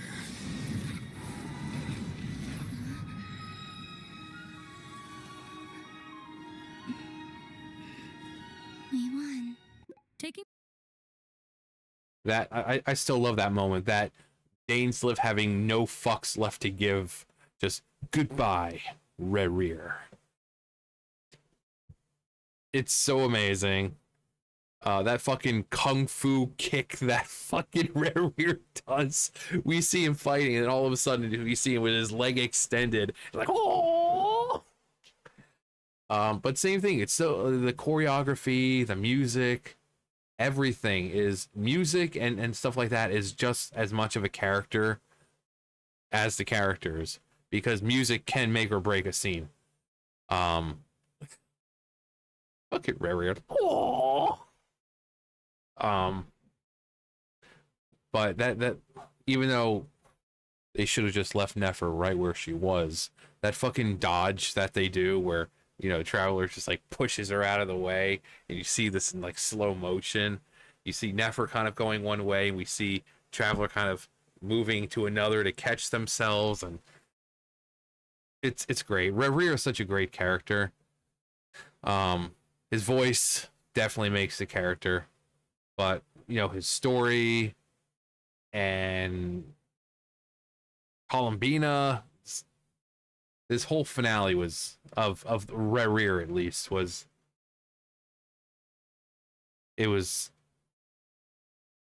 again that goodbye Rerir, and they just poof closes it, and like Rerir thought he was onto something, like, you don't have the power to keep the gate open. She's like, I don't, but someone else does.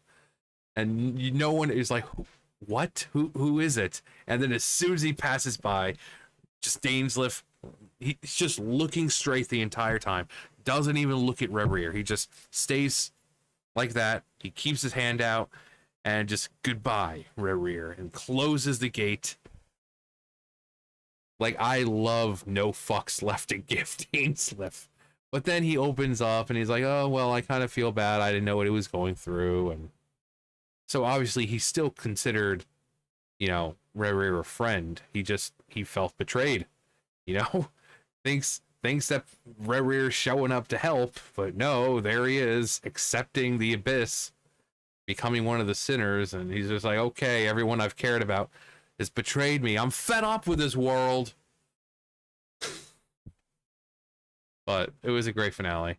The Crown is one of the greatest cutscenes in Genshin Impact from the latest Archon quest. At the #1 spot, Dottoro's End. You've already lost. Dottoro's End. Wrong.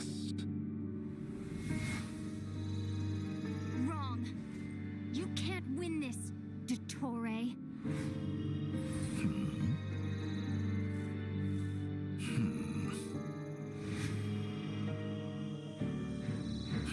What?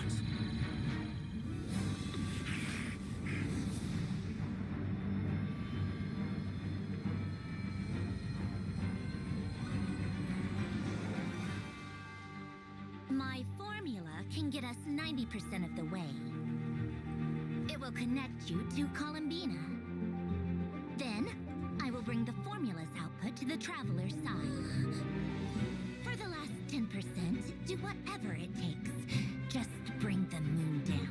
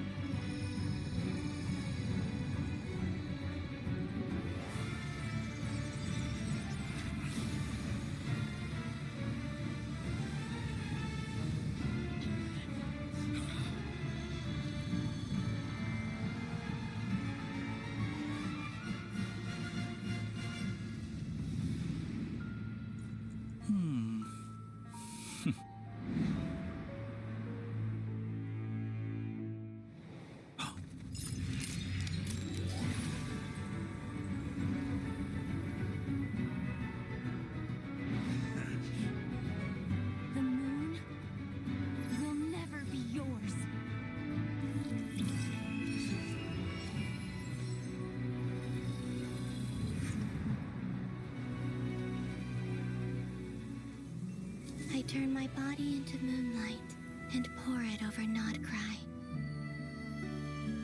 My soul I leave here to inform my future friends. Lastly, I will hide the Trilune Authority within the Frost Moon.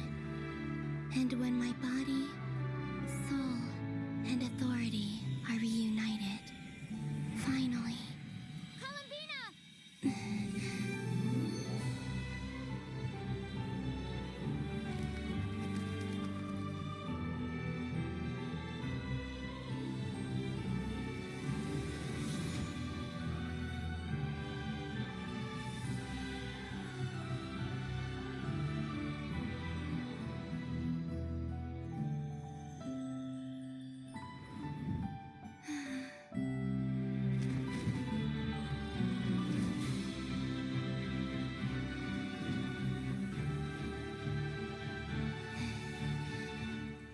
It's been too long.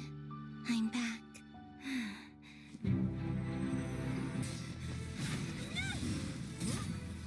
Willfully blind. How can you be so satisfied with your fate?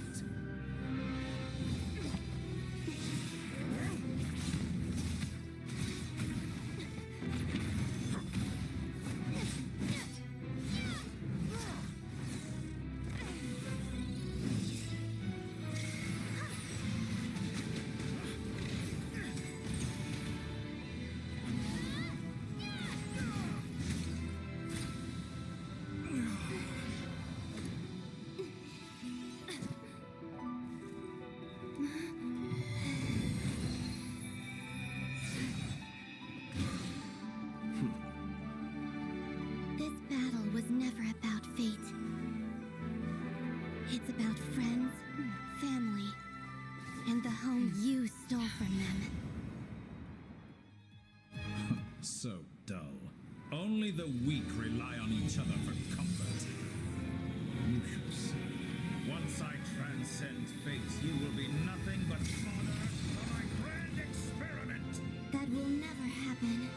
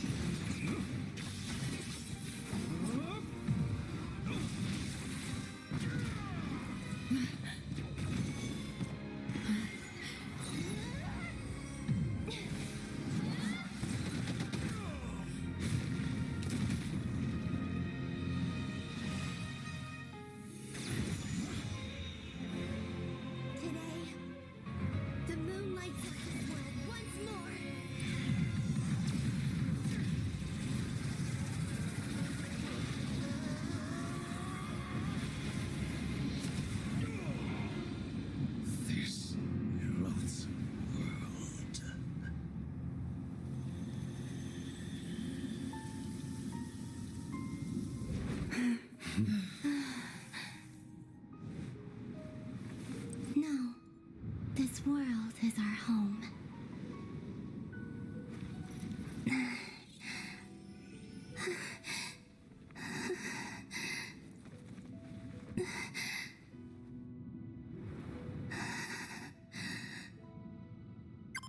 And with that, we've reached. So that the final battle with the Torre, even though it had multiple parts, like the moment where she comes back and there's like a compilation of people reacting to it, and it's actually both travelers. So when you have, when my body, soul, and authority are reunited, finally, and you hear Columbina, it has both the male and, both Lumine and Ether yelling Columbina, and it just makes it more emotional. I don't know why, but hearing them both yell at the same time, Columbina.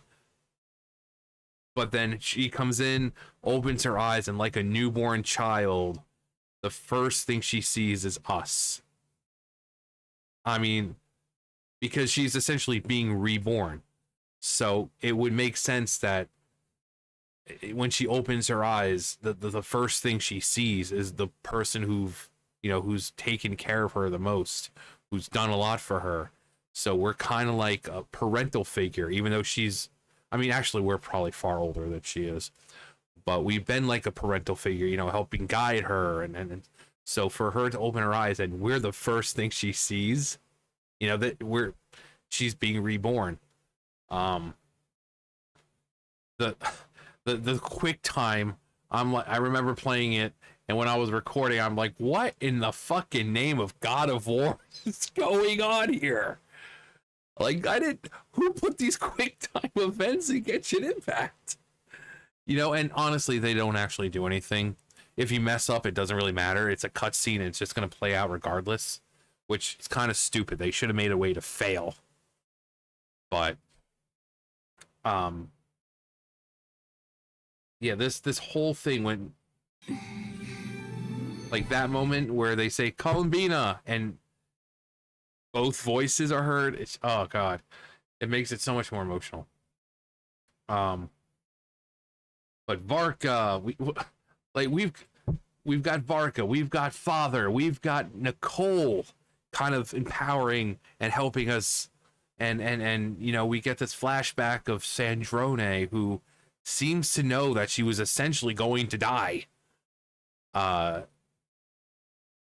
And the fact that the core, the Wanderer's core was hidden inside Polonia, because again, she knew everything that was going to happen. And she knew that Polonia being taken down was most likely going to be easy enough for Dottore. So put the core inside him, have him get damaged enough to where he's out, but not fully to where he's completely destroyed. So that way the core can still do what it's supposed to do, and that, the formula can keep going. It was basically just a distraction, because once Polonia was out, he's not going to see Polonia as a threat. He assumes that it's inside her. So when he knocks her out and or kills her, and you see the formula and all that, he assumes, okay, well, you failed. There's the formula right there. She's dead. Nothing you can do about it. He never would have suspected that it was inside Polonia the entire time, that she made a replica of it to put inside herself instead. But the entire time, the core and the real one was inside Polonia. So Polonia coming in clutch at the end. But this whole working together, and she's like, I'm gonna knock the fucking moon marrow right out of you. But again, this shows with the multiple elements, like, why can't we just do that? Why can't we just use multiple elements as a traveler at this point? And then also the final part where, she finally comes back, and what does she see? She sees her best friend's body. She sees that her best friend is dead.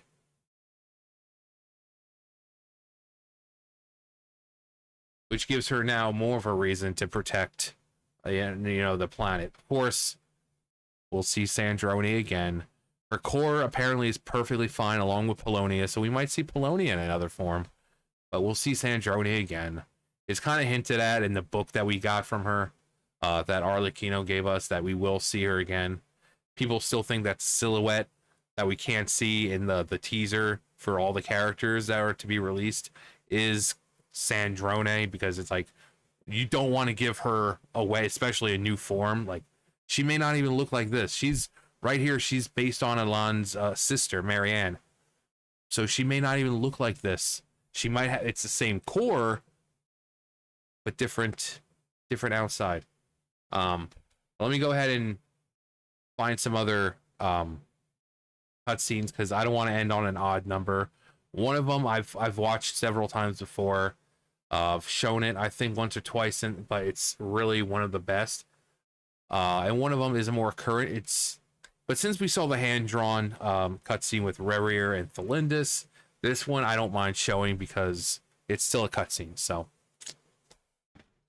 All right, this is from the Mizuki quest line, the quest, the story quest, which it is criminal how few people apparently have actually done this quest.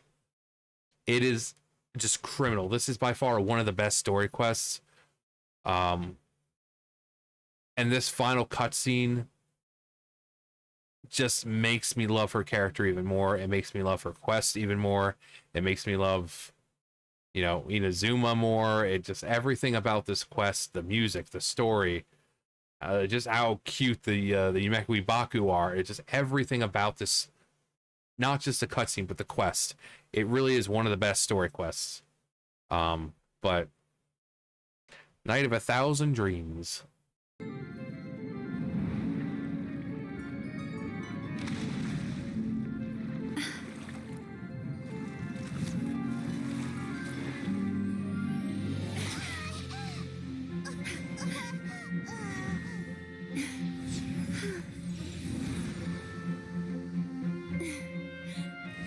Hold on tight.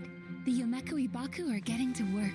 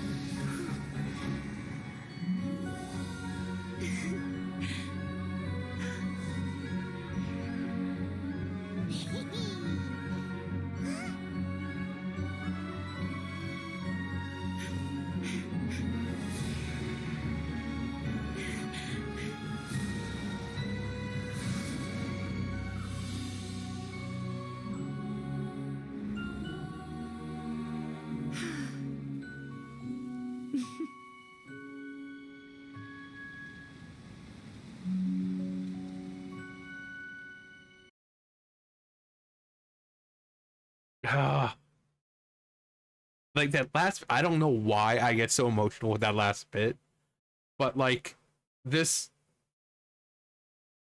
image right here,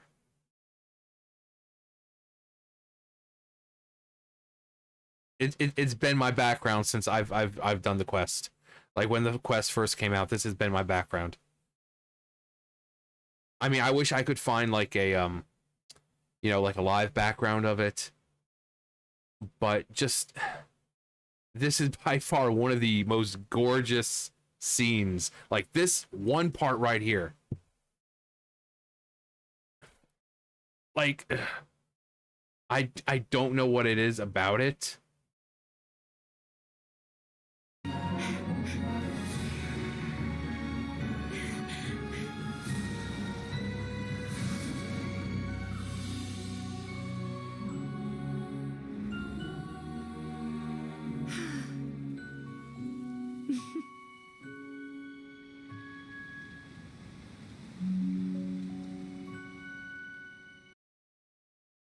But it's one of the best quests.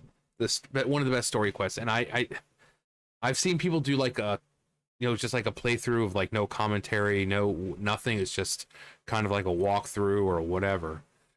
But seeing so few people actually reacting to the story, it's unbelievable. It's one of the best.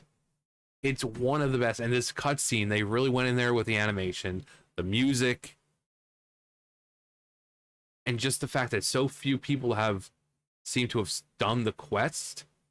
It's just fucking criminal. Completely fucking criminal. Next we have the kind of finale for Nefa, for that whole story. This one was really good. Some sort of like techniques, storytelling techniques, cutscene technique we haven't really seen that are being done here, and it's done so well. And this was super emotional too. Not like oh, but it was like, oh my god, this is really good.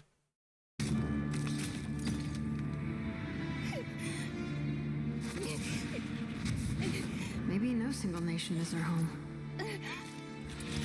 Where exactly is home to you? Searching your memories? The curse is still active. This will only hasten your demise. We're all from Nodcry.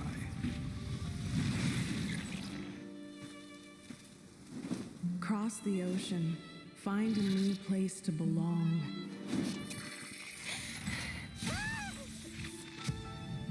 What an amazing machine. Where are you from?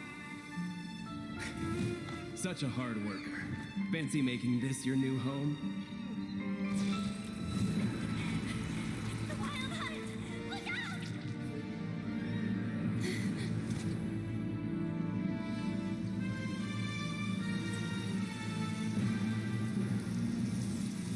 Impossible.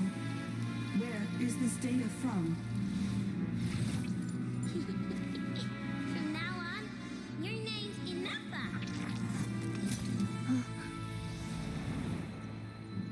Promise me.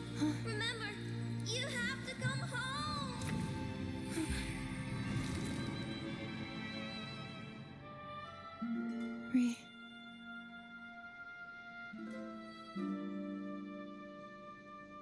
Return.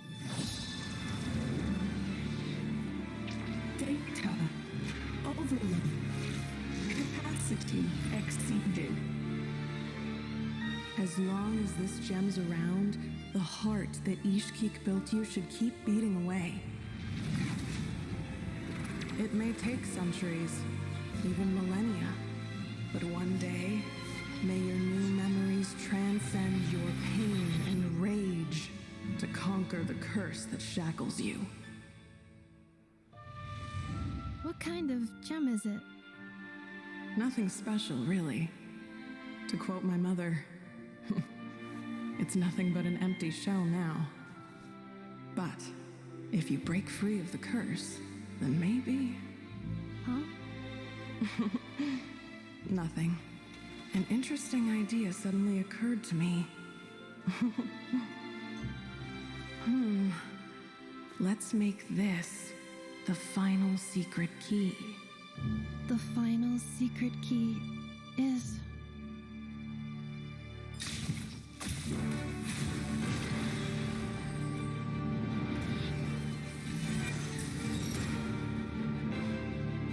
Impossible!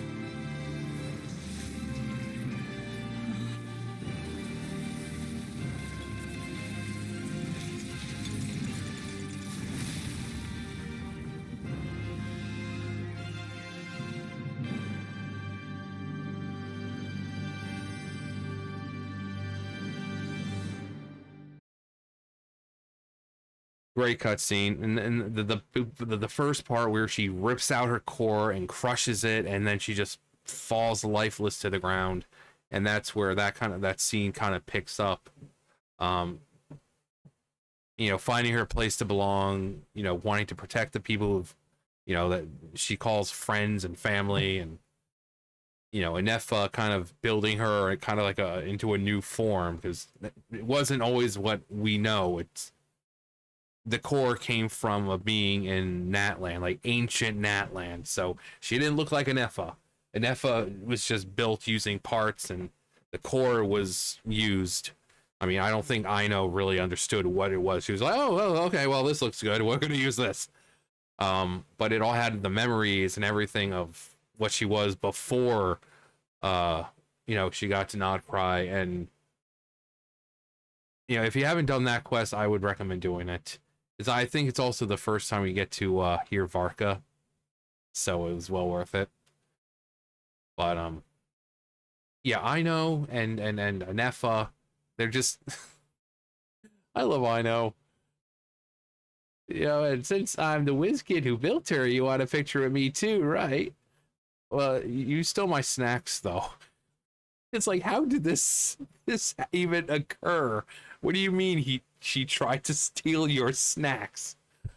But Anefa, with that moment with Nodcry, with the cannon firing, and she just like fucking lifts the goddamn thing up. Now, this was what, 21? So 22, we're gonna end on an even number. People wanted to know, people were waiting. Bennett, character that's been around since the beginning. This boy who can walk out this door and immediately trip over his shoelaces. We wanted to know, what was his story? Why does it look like he came from Natlan? Well, once we get to the easy breezy, beautiful, easy breeze resort, we get to know more about his life, his past, and if you guys haven't seen this, you're not ready for this. You're not. People say all kids do is cry. But when I think of you, my sweet child, all I remember is your smile. Watching the Saurians ride the spirit ways, or the feather from Uncle Chaco's hat dance in the wind.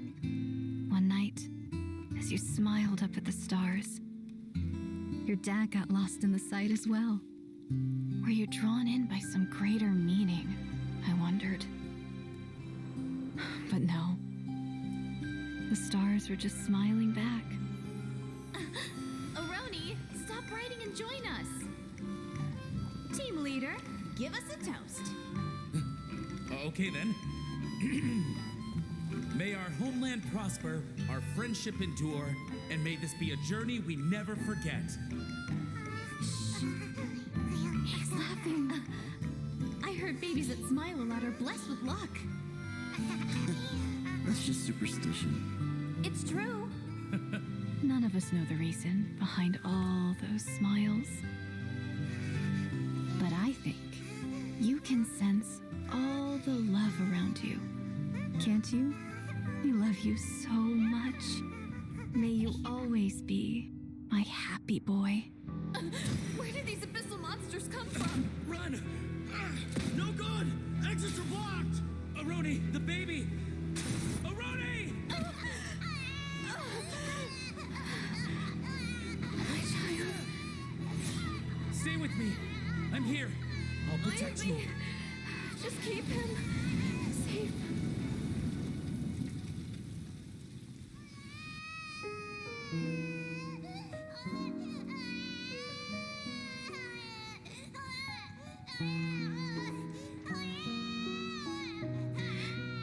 Gods, if you can hear my prayer, take my body, my love, and my memories as fuel.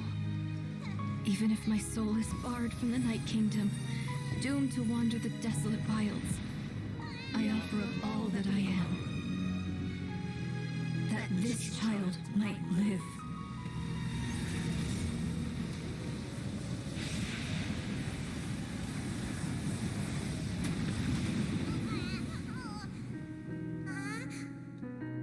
I have no doubt you'll meet many good friends one day. Because I know you're the luckiest child there is. Smile for me, my darling. Let Mommy see it. One last time.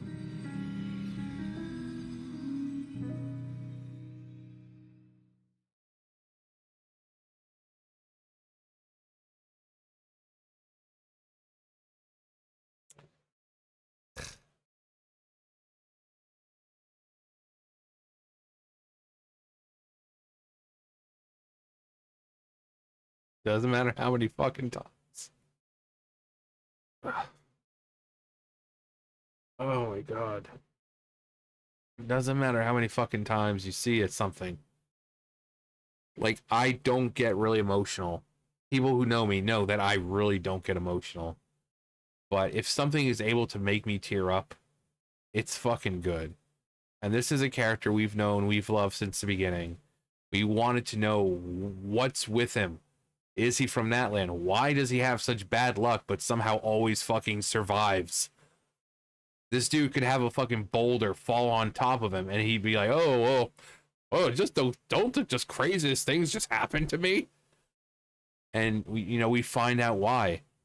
And it shows the power of a not just a parent's love, but people who were maybe not even actual family. People who were just friends of his parents, also giving their force, their life force, their whatever to protect him. And not just anywhere. It was in the fucking Mare Javari. One of the worst places to be. And just the fact that these 4 people, even after death, gave up everything to protect him, to give him a chance at life. Like this was the easy breezy resort. Like you're like, happy and sunshine and rainbows, and look, you can graffiti the walls, and then they fucking hit you with this shit. And then they're like, oh yeah, you guys are a little too comfortable. You guys are a little too happy. Let's just hit you with some fucking emotion. But it was well worth it because it's still one of the best. If anything came out of that whole easy breezy resort, this was well worth it, along with the kind of secret fight that you can do. But yeah, this was 22. So we ended on an even number. So, but yeah, those were the top 22 cutscenes of 2026. There's plenty of others still. For me, shout outs to Yoimiya's second story quest, that the finale for hers. Obviously the cutscene of the captain kind of becoming the Lich King. That one's a great one. The cutscene in Not Cry where we get that beautiful animation of like Ether and Lumine, and where he kind of the whichever sibling you're playing as realizes that the sibling that they see isn't actually their sibling, but you get this really beautiful cutscene, this animation before it. So those are just a few. But anyway, let me know your favorite. But that's gonna do for me. You guys know the drill. I'll see you guys later. Bye, guys.